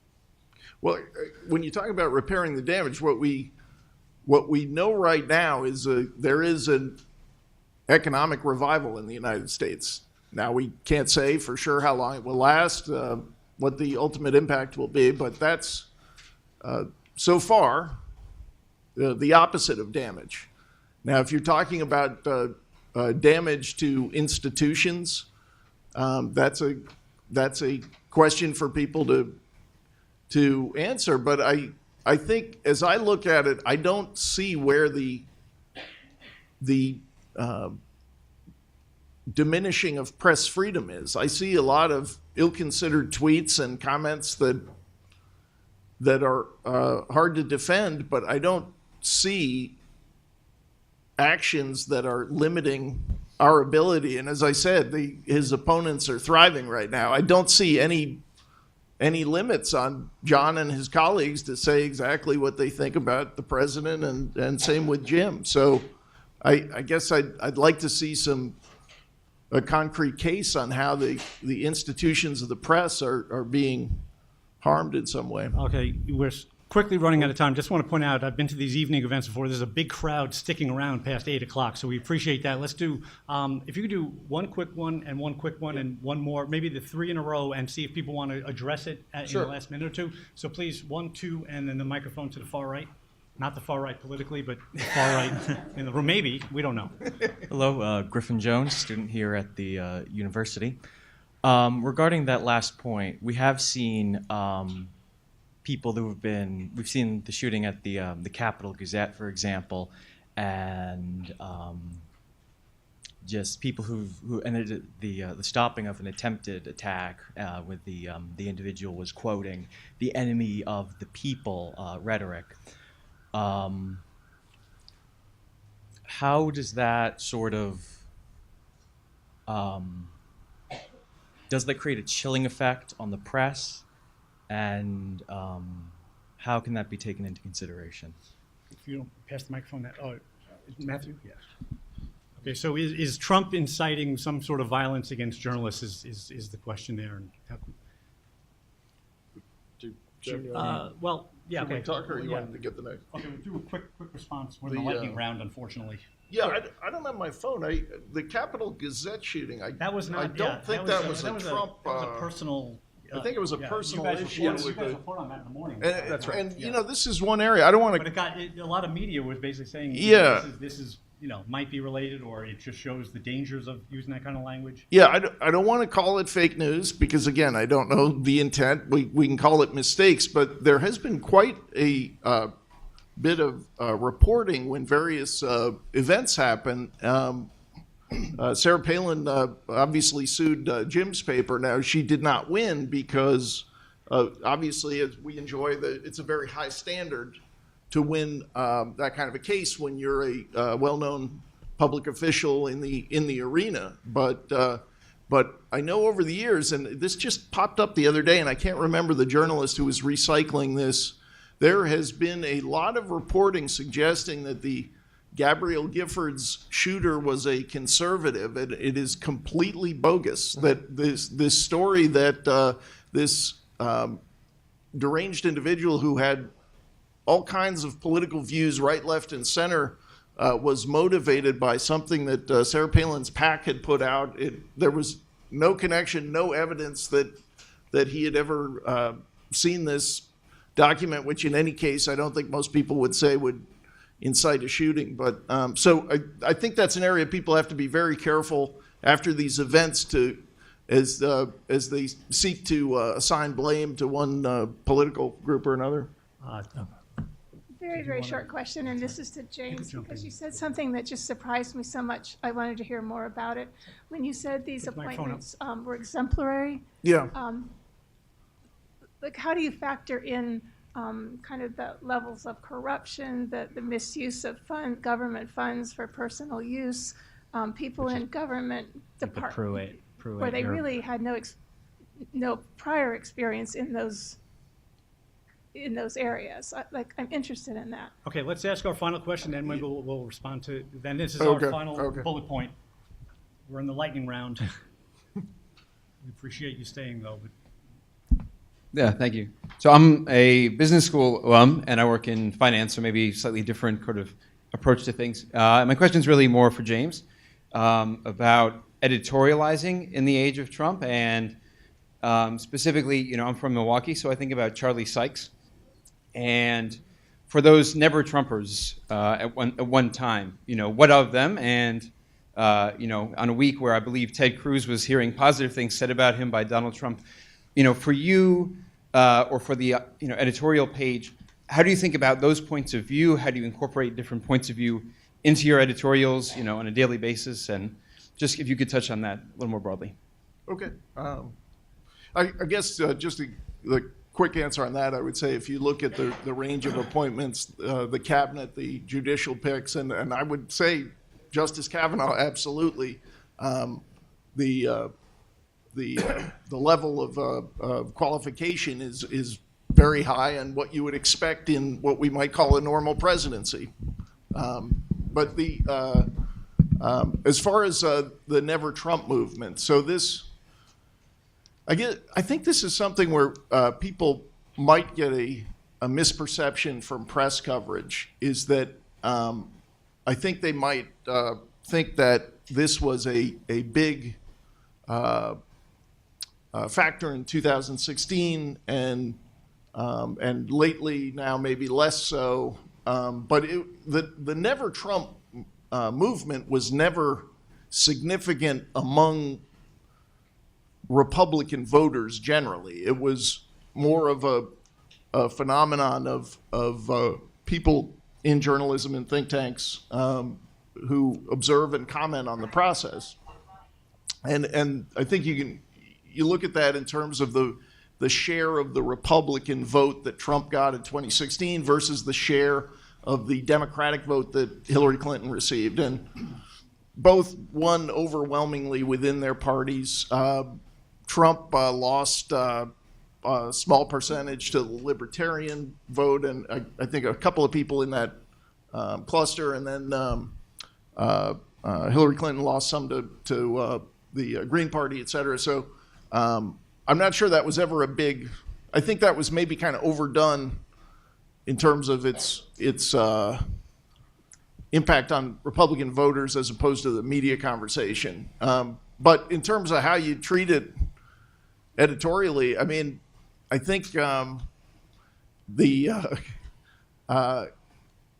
the heart of that was an idea that he was a unique authoritarian threat to the country, I think, as we said, this maybe it's a much harder case to make than it used to be. I think after 2 years, we can kind of say that's maybe time to retire that idea in the absence of new facts. And this is kind of news to me that but that idea has been retired. It's very refreshing to hear. So we're going to wrap it up with John and Jim. I think we were Final saying thoughts, the please. Hitler, that was the Hitler point we thought was a little bit extreme. But I just wanted to say about back to the first question about threats. I don't think that's good. I don't think that's good, and because no one's been shot yet, or maybe, I don't like those odds, right? And there, again, I said this before, but there are police barricades in front of our building that showed up last week for a reason I don't quite know yet. So that's bad, and I wish he wouldn't do it. And our publisher told him the same thing. So I don't love testing that. And we've also seen around the world where others have picked up on that rhetoric of enemy of the people. We're not the enemy of the people, and it's just, so there's that. In terms of press freedom, we did used to editorialize against Obama because Obama did more leak investigations than any president. There's a theory that I think it was like someone's law. There's a journalistic term for it. Maybe it was Schieffer's law, Bob Schieffer, who said every administration gets consecutively more restrictive on press. So we'll see if Trump and Sessions make good on threats like leak investigations, etc. That's what I'm looking for. I've been sort of out of the game the last 10 months, so in terms of following that, but I haven't seen any huge stories about that right now.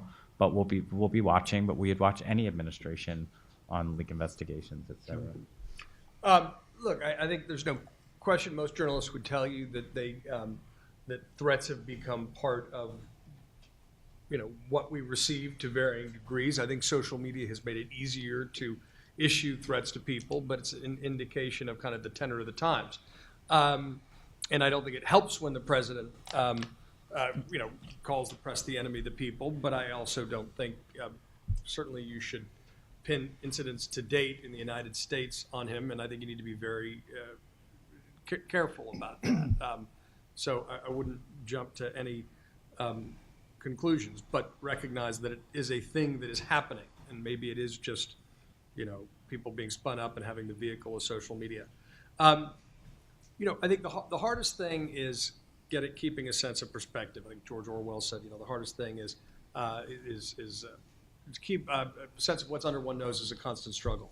And to see the whole chessboard as much as we are able, based on our reporting, to see the successes and the failures, to judge it against democratic norms, and to, I think, resist one of the conversations that can be had in newsrooms. Criticism says, why are you always fixating on what Donald Trump says, when all these things he says aren't factually true? Why does that matter? Isn't that distracting from his successes and things like that? You need to be able to do both, because the moment I think we in the press stop to say the thing the President of the United States just said is not true, whatever the intent, is when you start to, it's a slippery slope to normalization at that point. And I think it is just about doing our jobs, trying to hold to historic standards of what it means to be a journalist. That doesn't mean that we think we are priests or perfect, but we have a vital role to play. And it's, I think, consistent with being a citizen. We are all kind of stewards of our republic, and we should care about these things and not make strategic decisions to overlook departures from best past practices by presidents. Okay, I think that's a really good point to end on. I want to thank everyone for being here and sticking around. Thank our panel, and really appreciate it.